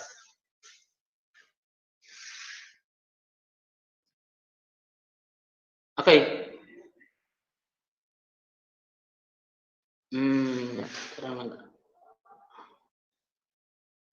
Ayan. So, how to reply to an email? Most of the time, you will be replying to an email someone else sends you instead of composing a new message. Doon sa kanila sa Messenger, sa ilalim ka agad, makikita mo kung pwede ka na mag-send, mag-reply. Dito naman, when you reply, the recipient's email address will automatically appear in the field. So you won't need to worry about choosing the recipients. Okay, ganito po yun. While viewing the message, click the reply arrow, ayan sa dulo, to respond to the message. Ayan. So katulad nito, yung send ko ng message na email na to kay Ma'am Rosalyn Gadiano, click niya itong reply arrow button, tapos nag-reply siya dito, receive, thank you. So, click reply at the bottom of the message. If the message was sent to multiple recipients, you will also have the option to reply to all. Ganun lang po. Hanapin nyo tong reply arrow, tapos click nyo lang po. Okay, challenge. Ito na, malapit na po ako matapos. Open po kayo ng Gmail ngayon. Lahat po ng teachers.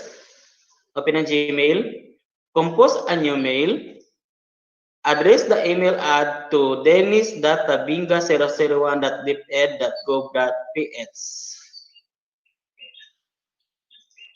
Screenshot nyo lang po. dennis.tabinga001@deped.gov.ph. Attendance po yan. Pag hindi kayo nag-send, lagot kayo.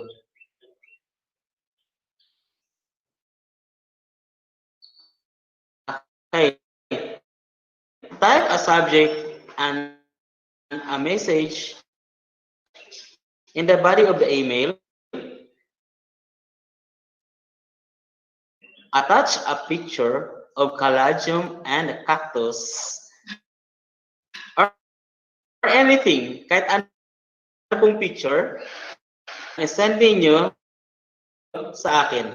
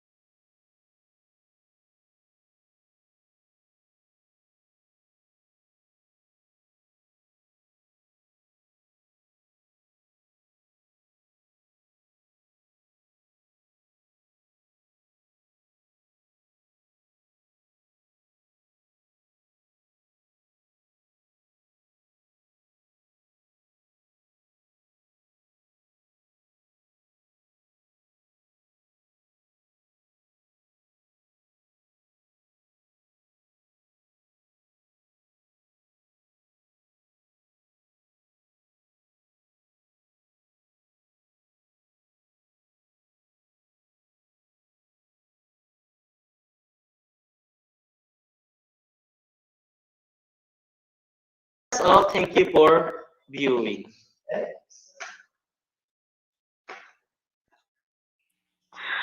Okay, thank you very much po. So, proceed po tayo sa question and answer para po sa mga queries ng ating mga co-teachers. So, basa po tayo ng questions. Andito pa ba si Sir Sean? Standby lang po muna ang ating mga... Okay, Sir Sean, may first question po tayo kanina from Mabugay. Yes po, ang question po is about yung sa TLE. Pwede daw po bang mag-create ng research on the preference of the students? Ano ba yun? Food preference of students in Aborlan National High School. Yes po ma'am, ginagawa na po yan dito sa ano natin sa mga high schools, especially sa senior high school. So nagkakaroon po kanilang food preference para maging basis namin sa paggawa ng envelope or pag-envelope na Maliban sa WPS, ano pa ang ibang ano? Maliban sa WPS, ano pa? So, pwede po.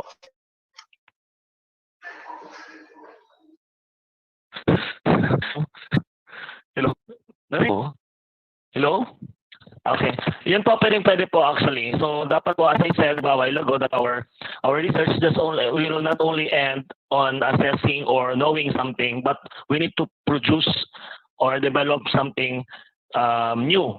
So, that full preference will be the basis of the developed product. So, tamang-tama po yun is the first step na gagawin. So, nagkakaroon po ng idea yung mga teachers. Thank you very much. May mga ganung ideas na po. Next question. Narinig ba ako? Yes, Sir Sean, naririnig ka. Okay, okay. Yes, sir.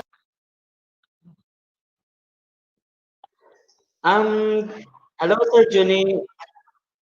Excuse, Sir Juni. Ay, sir. Question po. Ay, wala na. Hello. Sige. Sir Dennis, okay. Hello? Okay na, oh.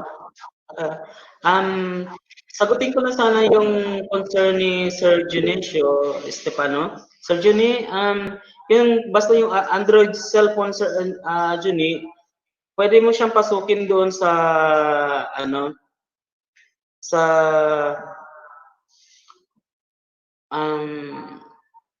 basta yung cellphone ng mga bata, meron silang WPS.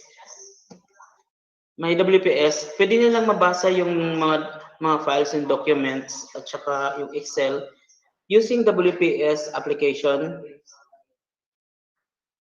Tapos yung ma-access po nila yan sa ma-access po nila yung sa file manager.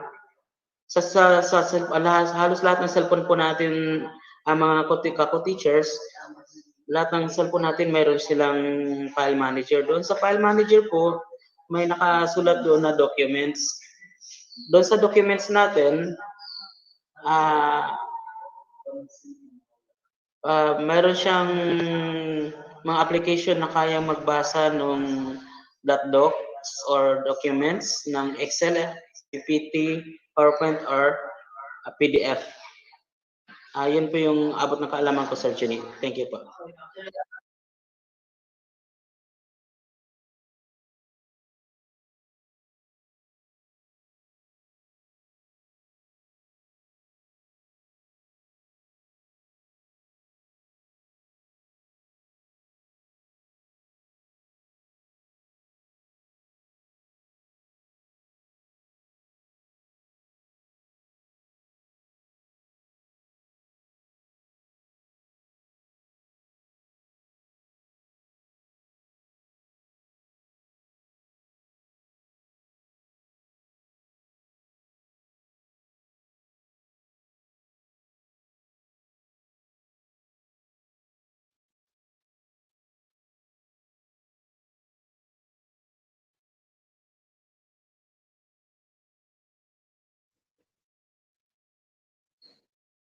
Hello. Follow-up question lang po. Okay, thank you. Good morning po everyone. Magandang tanghali na pala. Actually, pumasok sa akin yung question kasi nga, through Messenger, di ba yung mga previous natin na mga sinasabit na report, may ginagamit akong WPS pero pagbubuksan na ng nakatanggap, hindi na ma-open. Baka may po kayo, suggested po kayo na application ng WPS para maging maganda na po yung pag-submit.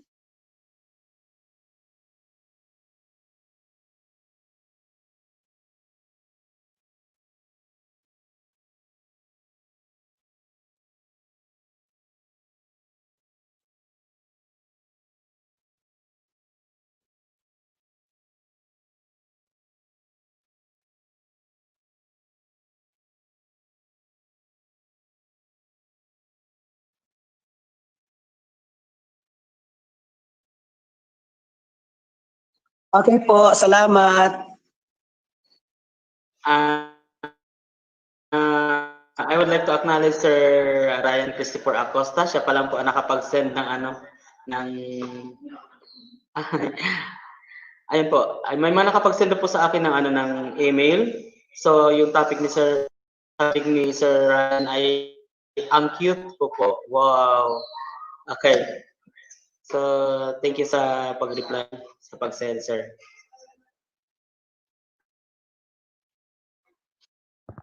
Yes, any question po?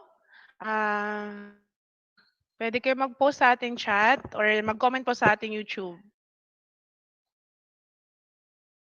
Sir Charles, may mga questions pa tayo dyan? Yes po, I'm here po.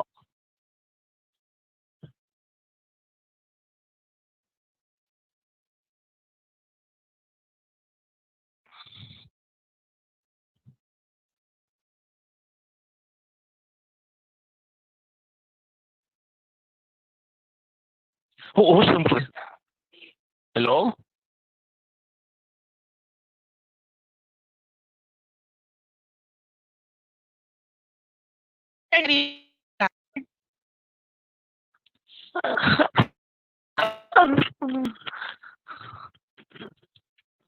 Promotion.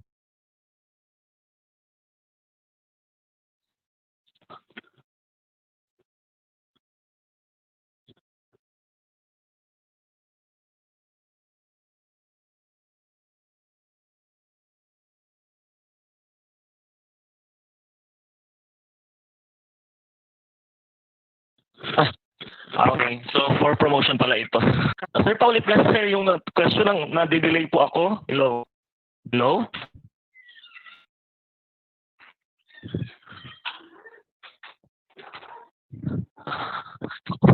Hello? Hello?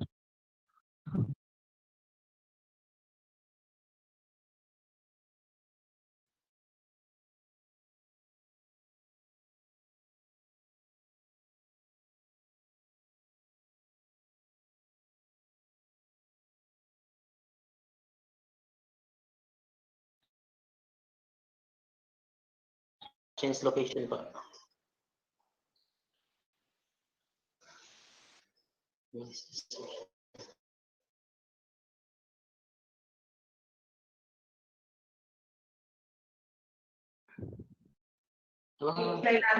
So,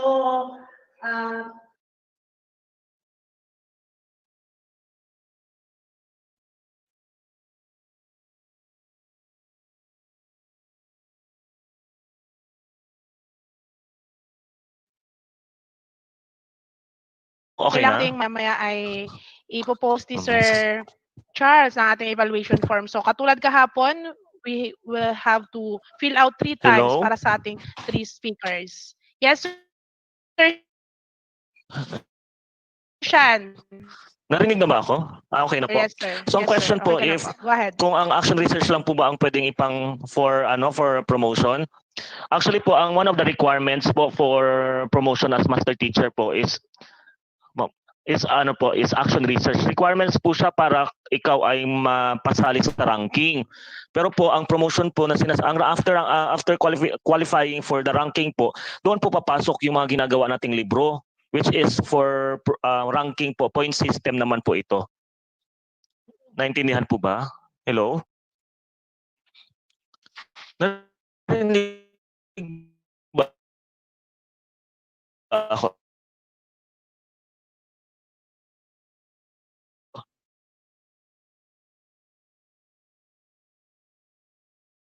Pwedeng actually, ang suggestion ko rin, kung gagawa na rin tayo ng libro, gawa na rin po natin ng action research para 3-in-1, 2-in-1 ba? Para lahat nandun na po. Hindi natin mahihirapan yung paiba-iba. So it's just only a suggestion coming from me. Kasi po that's my strategy actually. So para hindi ako pa ulit-ulit at kunyari gagawa ko ng libro, tapos iba pa yung action research, di ba parang nakakapagod at waste ng time at saka ng resources. So yun ang strategy. We can have that in 3 points in 1 making. Salamat po. Additional po doon assertion sa IPCRF kasi ng master teacher, mayroong part doon na kailangan natin ng research, collaboration ng research. Yun lang po. Okay.